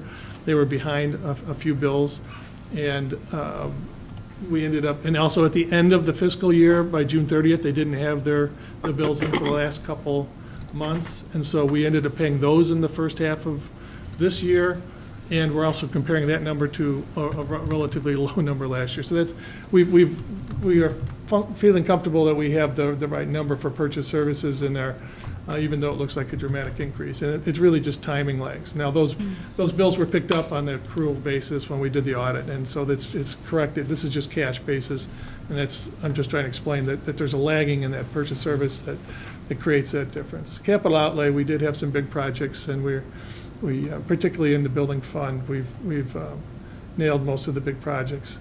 So we're up there, but that's really what drives our expenditures going up a little bit more than last year. And then tuition, which is always kind of a tough one because of changes in mobility of the students and some students coming in and out of programs. Scott's office has done a very good job of just trying to identify those kids right now. We think we're going to be very close this year, so right now it's looking very good. If you look at this year, it's 70% compared to last year, 77%. But that's as good as well as we can right now. We think we're going to be within like $10,000 or $20,000 on a pretty big line item. So we're feeling pretty comfortable with the estimate there. And that's really it. I just want to give you a blush. We're looking at it, and we do monitor it monthly. We actually do this report every month, and we look at it on a monthly basis. But this is just a 6-month review. That's good news. Questions, comments? Any questions? Hearing none. Freedom of information requests? Yes, Dr. Kupka, we received 2 Freedom of Information requests this past month, and both were fulfilled with letters by Mr. Stalen. Thank you. Moving on to the consent agenda, is there any item that any board member wishes to speak about in terms of more about the consent agenda? Hearing none, do we have a motion? I move that we accept the consent agenda. Second. Terry moves, Julia seconds. Terry Pavasich. Aye. Julia Beckman. Aye. Deb Boyle. Aye. Mike Davenport. Aye.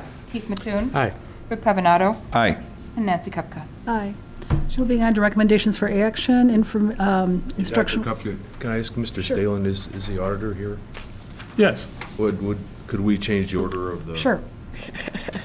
Have the CAFR go next so that person can go home? Well, why did they She go loves every home? minute of this. I appreciate that, and I'm sure Susan does. So if we could move that up, is it all right to move that to the first item? Absolutely. You have a hard copy of the CAFR. It's also, you also had the opportunity to see the electronic copy with the board packet. For people who are watching this or in the audience, that's the comprehensive Annual financial report for the school district for June, and a year ended June 30, 2014. I am absolutely not offended if you don't want to keep this copy and bring it home, because it will be on the website if you ever do want to refer to it in the next couple days.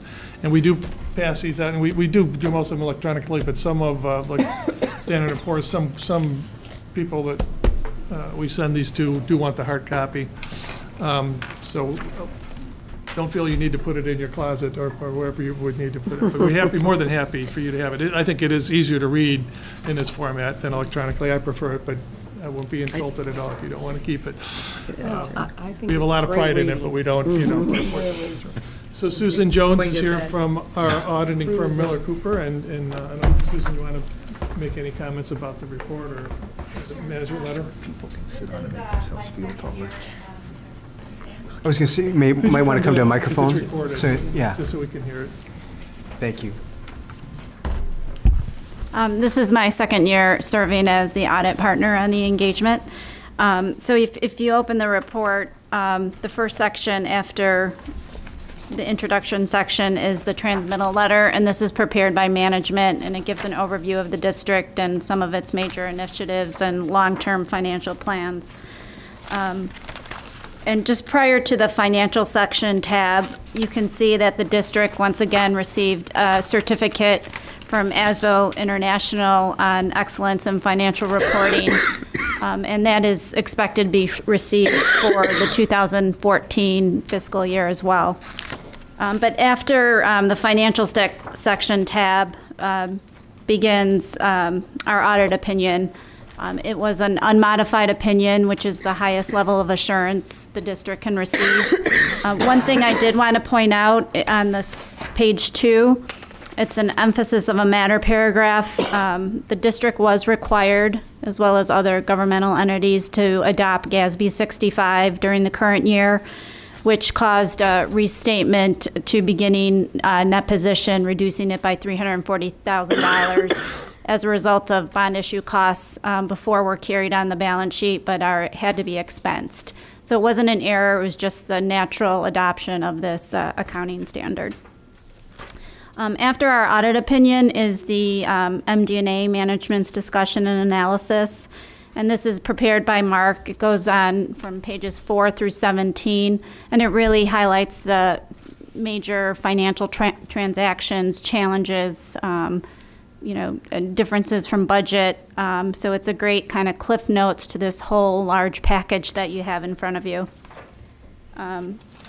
Beyond the management's discussion and analysis on page 18 is the statement of net position. This really starts the financial statement portion of the report.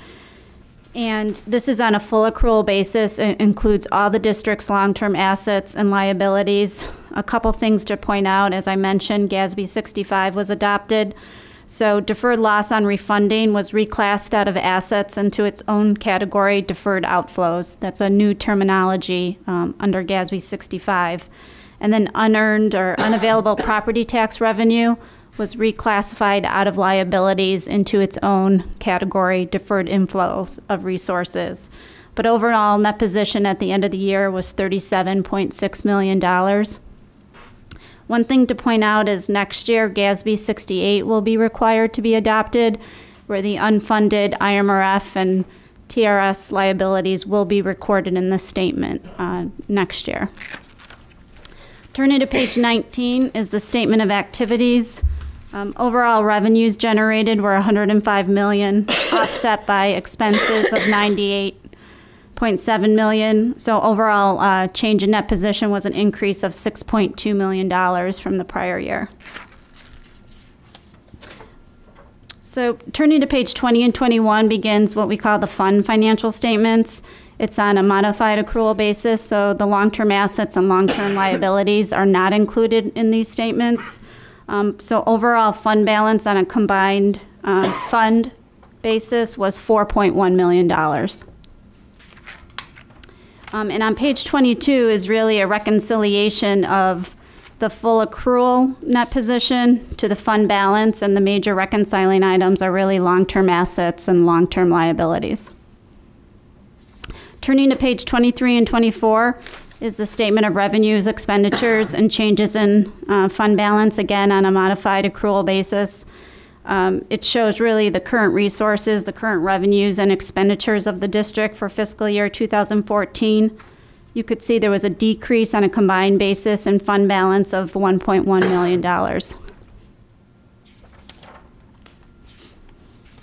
million. Turning to page 28 begins the significant accounting policies and footnotes of the financial statements. Those go on from pages 28 through 59. All the significant accounting policies are disclosed. Other than the adoption of GASB 65, which is noted at the bottom of 28, all the disclosures are relatively consistent from the prior year. So flipping ahead all the way to page 60. Oops. This begins the required supplemental information, and you can see that unfunded IMRF liability of $8.2 million, and that's really what's going to roughly get recorded in the statement of net position as a result of the adoption of GASB 68. Beyond the required supplemental information, there's information that compares budget to actual to prior year and the variances between each of the major funds, and it goes into a lot more details. Does anybody have any questions on the financial statements? I'm sorry? No, just some light reading for us in the future. I'm sure the questions will come to me tomorrow. I did want to go through, as part of your packet, the required communications. It's a letter. I think you might have it in your package, but our audit was conducted in accordance with government auditing standards. We do consider the district's internal controls as we execute and plan our audit. We didn't identify any material weaknesses or significant deficiencies. We received excellent cooperation from the district, a lot of transparency of information. Any information we requested, we received. The books and records were in an orderly fashion. And if there were any differences that we identified that were not recorded in the financial statements, we would need to disclose that to you, and there were none. And also, I would just want to add, if anybody has any questions throughout the year, feel free to contact me or the members of our team. Thank you. Thank you. Thank you. Thank you. That hard work. Thank you, and I'd like to extend another thank you to Mark Stalen, Mark McDonald, because this is a great report, and say again, and a lot of work. And some commendation is always good. We, seeing that we've been recognized as, Years. and further proof that everything that we're doing is on the up and up, being done correctly. And if anybody would question that, I'd say here's the proof. It's going to be online. Right here. There you go. Thank you. Thank you. Thank you. Thanks a lot. Susan's in between her jumps, so she was at another district earlier. Is this the last one for you tonight? Lucky you. I think she'll be later. Thank you for coming tonight. Thank you. Thank you.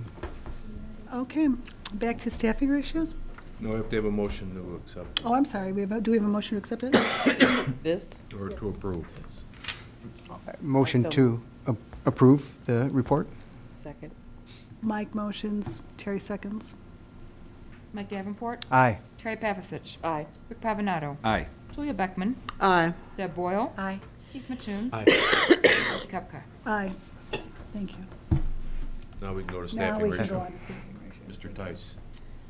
Okay, as the board remembers, we made a presentation in December, giving you kind of a background about the staffing ratio. We gave you some examples of the history of where we've been from 21.5 to 1 in 08-09 up to 22, down to the current 21.8 to 1.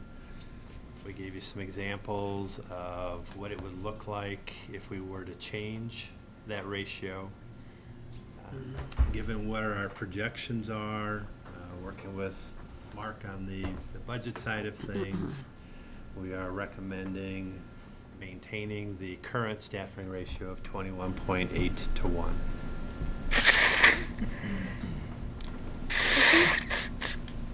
Do we have a motion? I'll make a motion to approve the staffing ratio for the 2015-2016 school year as presented.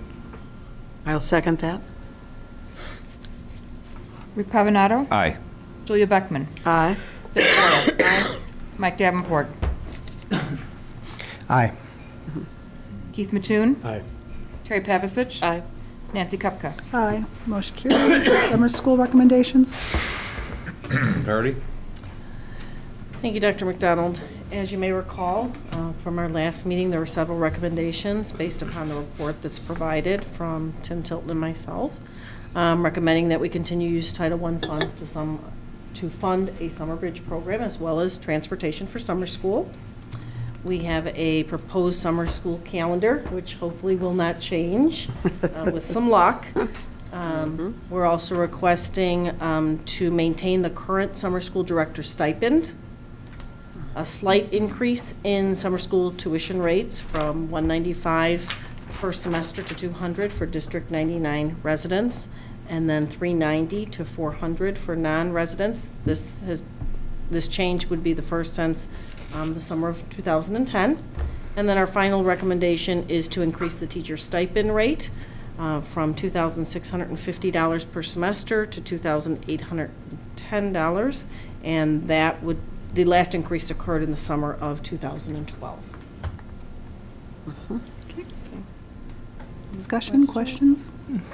Make a motion first, and then we can discuss. Oh, we need a motion to discuss. I'll make a motion to approve the 2015 summer school recommendations as presented. I'll second.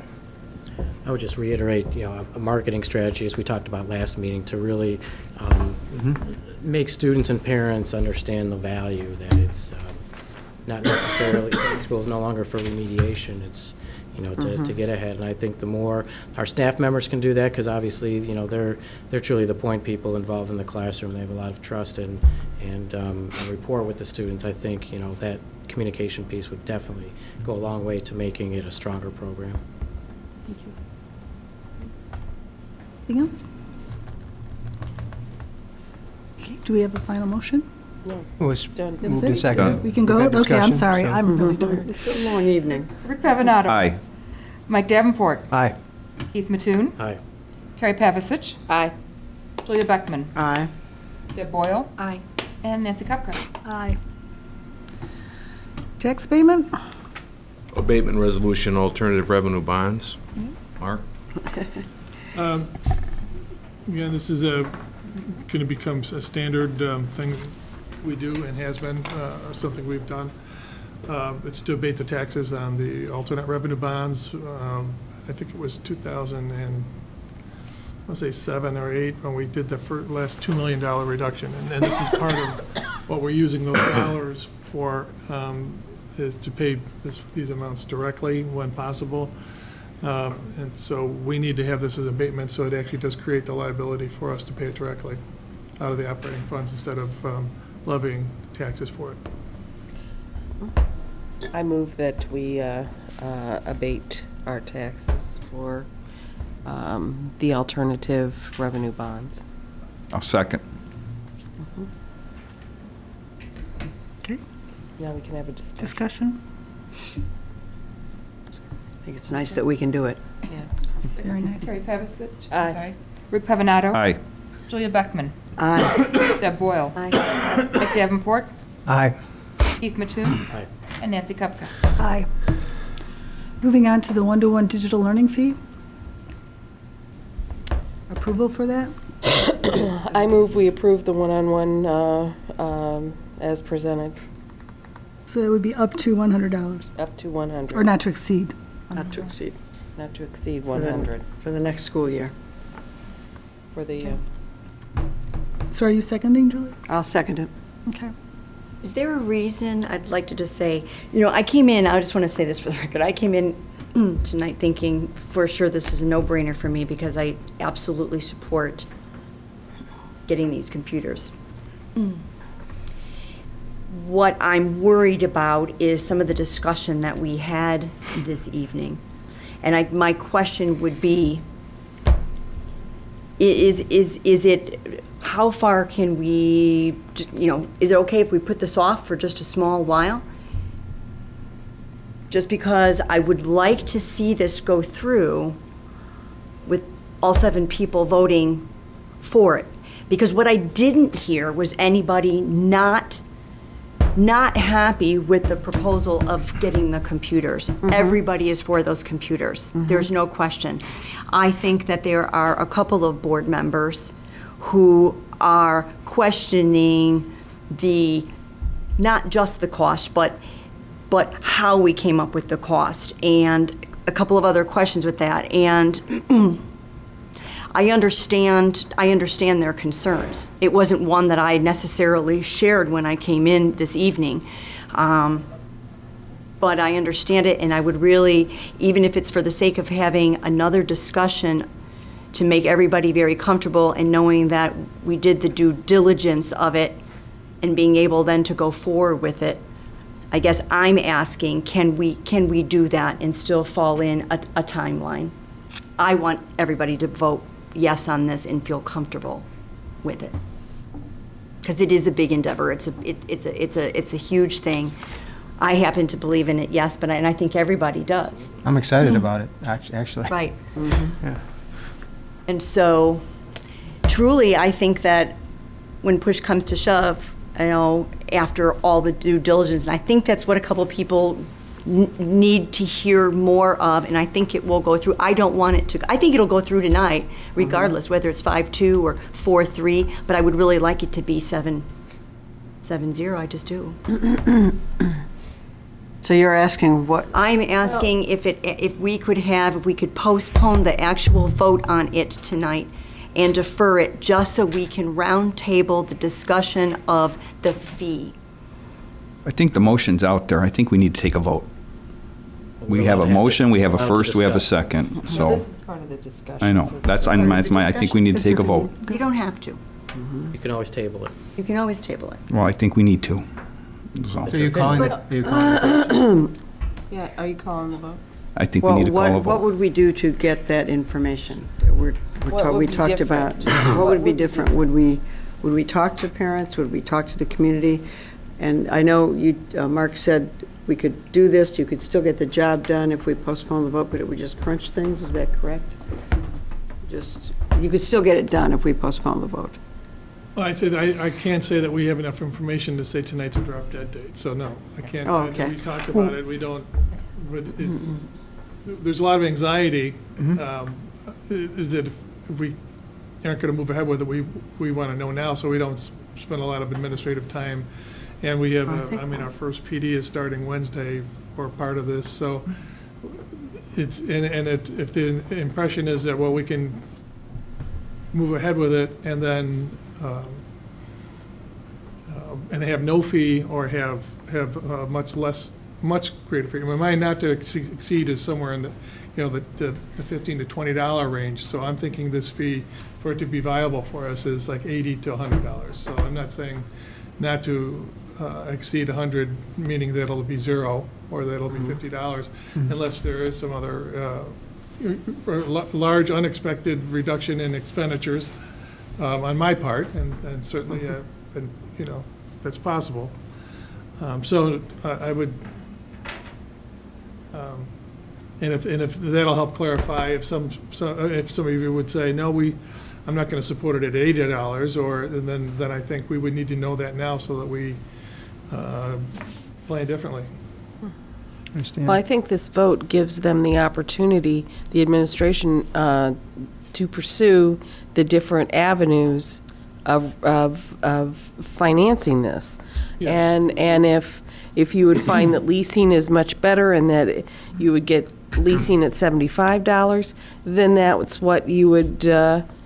My goal was to try and limit the board, the district's exposure to a certain dollar amount, and then if we can find any other savings, not to share it like 60-40 or whatever, but just to say, no, we'll pass it through to the fee. We do understand the pressure that the fee has on parents, and so we would like to work it out and try and reduce it if at all possible, and pass any reduction in our first initial estimated cost down to the parents. So it was just trying to limit our exposure, because we will have to already eat 23%. eat portions of it, so.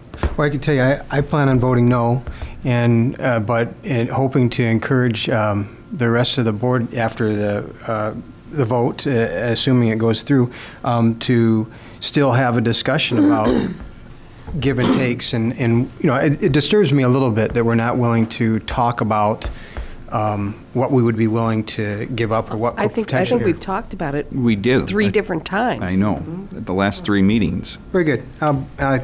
I'll shut up now. That was the point I was going to make. I commend you. I think that is a great recommendation, but I don't think we've heard anything new that we haven't heard before. Otherwise, I would be right on board with you, Deb. Well, I know that we've been asking since I came on the board for alternative revenue streams to offset whatever, whether it's technology or something else, and we haven't seen that. And we made a commitment in closed session a couple of months ago, 4 or 5 months ago, when we had superintendent's evaluation, to do, in fact, that. And so where are we at with that? I mean, where's the report on this is what we've investigated in the last 4 to 6 months, and this is how we plan on going forward with it? Where's that part of it? I think we talked about that at our last meeting with what was the recommendations made to the foundation. I think the other thing to just to reiterate is to count on other revenue streams for day-to-day operational funds is really, really dangerous. And I just can never support that. I think it would be great to get additional funds in to offset this. We've talked about working with the foundation to potentially do something along that line at our last meeting. So I think I think there is movement going on that. I don't personally hold a lot of hope out for that as a sustainable way to reduce what we need to come to parents for, to the taxpayers for, unfortunately. I wish we could. I think it would be great if we could, but I really think that's not going to be an easy thing to do, if we can do it at all. I think it's a shame that we can't make a commitment as a Board of Education to say, we will do X, Y, and Z. We will do everything in our power. We will go line by line in our budget, which we have not done. We will investigate corporate sponsorship. We will investigate alternative revenue. We have not systematically done that. We have not committed. We've talked about it. We have not committed ourselves. And so in the interim, in the last 4 years, again, that I've been here, let's increase the levy, let's increase the budget, increase, and there's nothing here. There's nothing on this side of the ledger. And I can't in good conscience say if we believe that this is part of a comprehensive, viable education program for our students, that we wouldn't do everything and move heaven and earth to make it happen without increasing the fees. Well, I'm sorry, but sometimes, when you're stuck between a rock and a hard place, you're not going to get anywhere. And selling our district to corporate sponsors, I find offensive. I truly do. And I would never support that.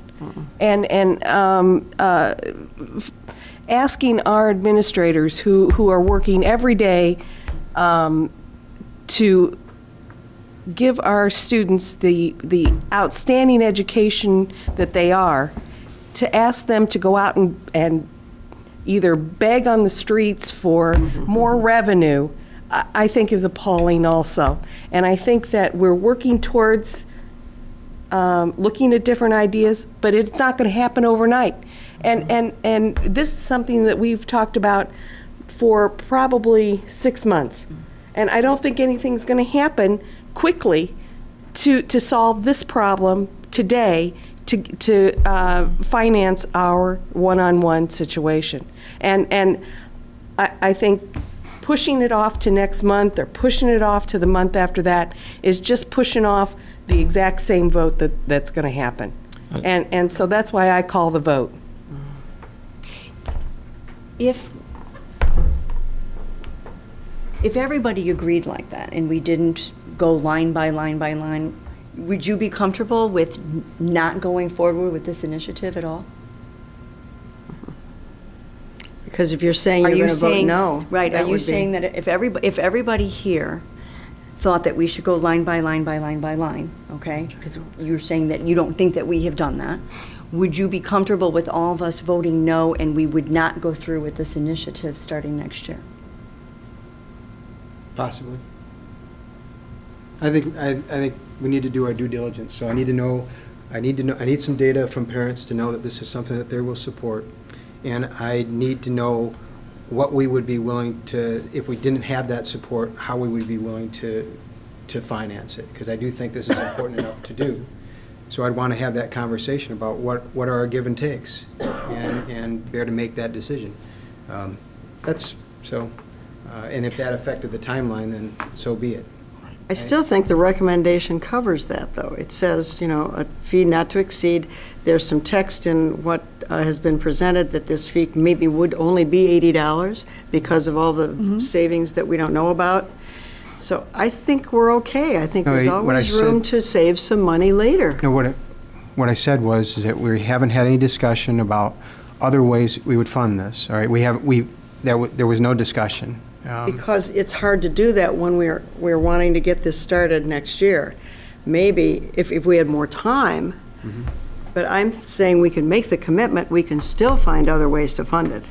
So you want us to make another decision that we've been making over the last couple of years immediately without any advance or forethought? We've been talking about this for months. Yeah. Well, and that's a great point, because what Terry brings up I think is very critical. Well, we could do X, Y, or Z in exploring alternative, but we're not even going to bother to really, I haven't even seen a report. So we can be offended about corporate sponsorship, but we haven't even talked about it. We haven't even investigated it, so we're just going to write it off, or any other revenue stream, and just say, no, we're not going to do it. Well, I don't think that's what Terry's saying, and I don't think that's what we've done, because we do have right We talked now about signs. a group working on looking at doing some professional fundraising. I still don't think it's going to work, but we're doing it. And as for going line by line through the budget, we have financial reports every month. We approve a budget every year. I personally feel that we have talked about this for months. Is it something I'm not thrilled we're asking parents to pay another $100 a year. I'm one of those parents who's going to be doing it. But you know what? This is for the future of our students, and I think that we come up every time we have a discussion with some other reason why we don't want to do this. So let's call the vote. We've had the vote called, actually. Yes, and we shouldn't be discussing it. We should be calling the vote. That's right. That's And what it's it an means. initiative. I mean, and as we were saying, it's an initiative to get it off the ground. Yes. Not to exceed $100. And, I mean, it could come down. It could get absolved. We could still do all the things you've suggested. It's just that we're letting the administration go ahead with the initiative, and we can always look for the savings later. Terry Pavasich. Aye. Julia Beckman. Aye. Deb Boyle. Aye. Mike Davenport. No. Keith Mattoon. No. Rick Pavanato. Aye. Nancy Kupka. Aye. Thank you. The motion carries. Thank you. Good discussion. Moving on to the policy committee report. Okay. Yeah, oh my God. So you see, policies to go yes, through. we've been busy. Several that we're bringing forward tonight for first reading. Most have to do with updates from press. Would point out, probably just to highlight 2.140, communications to and from the board. We had our own policy in place for that. It was written by an attorney several years ago. I think, Rick, Mark, was it 7, 8? It was about 6 or 7 years ago. And so we received some press updates about it and started comparing the two and realized that really if we either needed to adopt the IASB's recommendation or maybe hire an attorney to update the thing. Right. So we've decided that going the press route made a lot of sense here, and in fact, Rick and I and the rest of the committee have reviewed it and agree that this is a good policy. So I'd highlight that for you to maybe take a look over and let us know if you have any questions. So in the interest of time, you all received information about each one of these policies, so I won't spend any And it's more only time the on it. first reading, so we can right, talk so you about can it the second How long reading. was your meeting? That's what I'm going to ask. Hour, I think. We're pretty good. About an hour. Hard to believe with me there, right? You got slash line Right, going. if I could add to Mike's comment, we did preserve a lot of the verbiage that was in that is in the current policy. Okay. And we're going to include that in the board orientation handbook. Right. Oh, right. You're right. That policy was developed at a time when there was quite a bit of concern about internet or Right. email communication among board members, because there have been some issues with school boards getting in trouble, and so we are trying to prevent that from happening here. That's not necessarily something that's got to be in our policy, though. It's just fine as in that orientation material. Okay. Thank you. Thank you, gentlemen. Okay, brings us to the second reception of visitors and public comment. This is intended for audience members to address the board on any topic pertaining to Community High School District 99. Comments are limited to 3 minutes. Does anybody want to address the board? Okay, moving on, because we are approaching 10 o'clock, if we have no objections, we will dispense with communications and announcements with the exception of the foundation report. Yes, I just want to say thank you so much to all of the pizza parlors that participated in Pizza Wars. Tortorici's on Woodward won this year and was crowned the king of pizzas this year. In District 99. For District 99, yes. And we had more participants, community members showing up and buying tickets this year.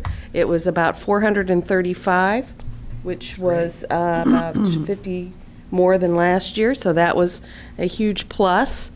And we also want to thank the bands that played there at, what is the name of that group? Rock Academy? Yes, thank you so much. The Rock Academy.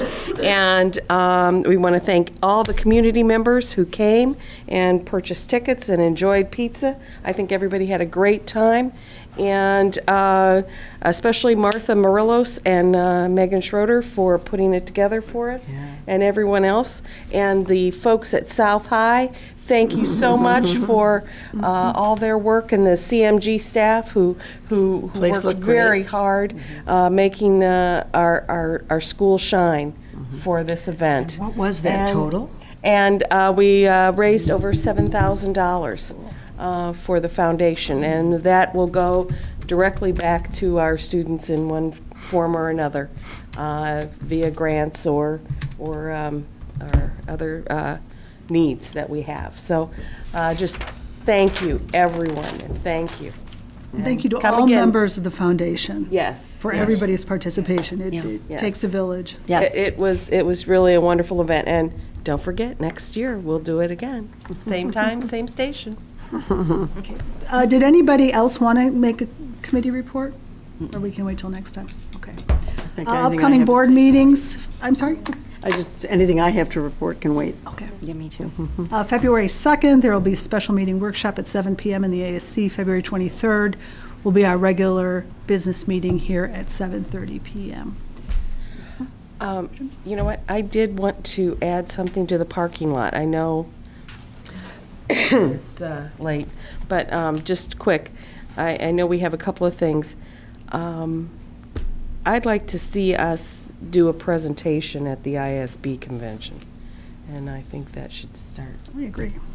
Going on there in a discussion maybe on what we should present, because I think we've got a great district and we've got a lot of good things happening, and we need to do that. So that's my 2 cents.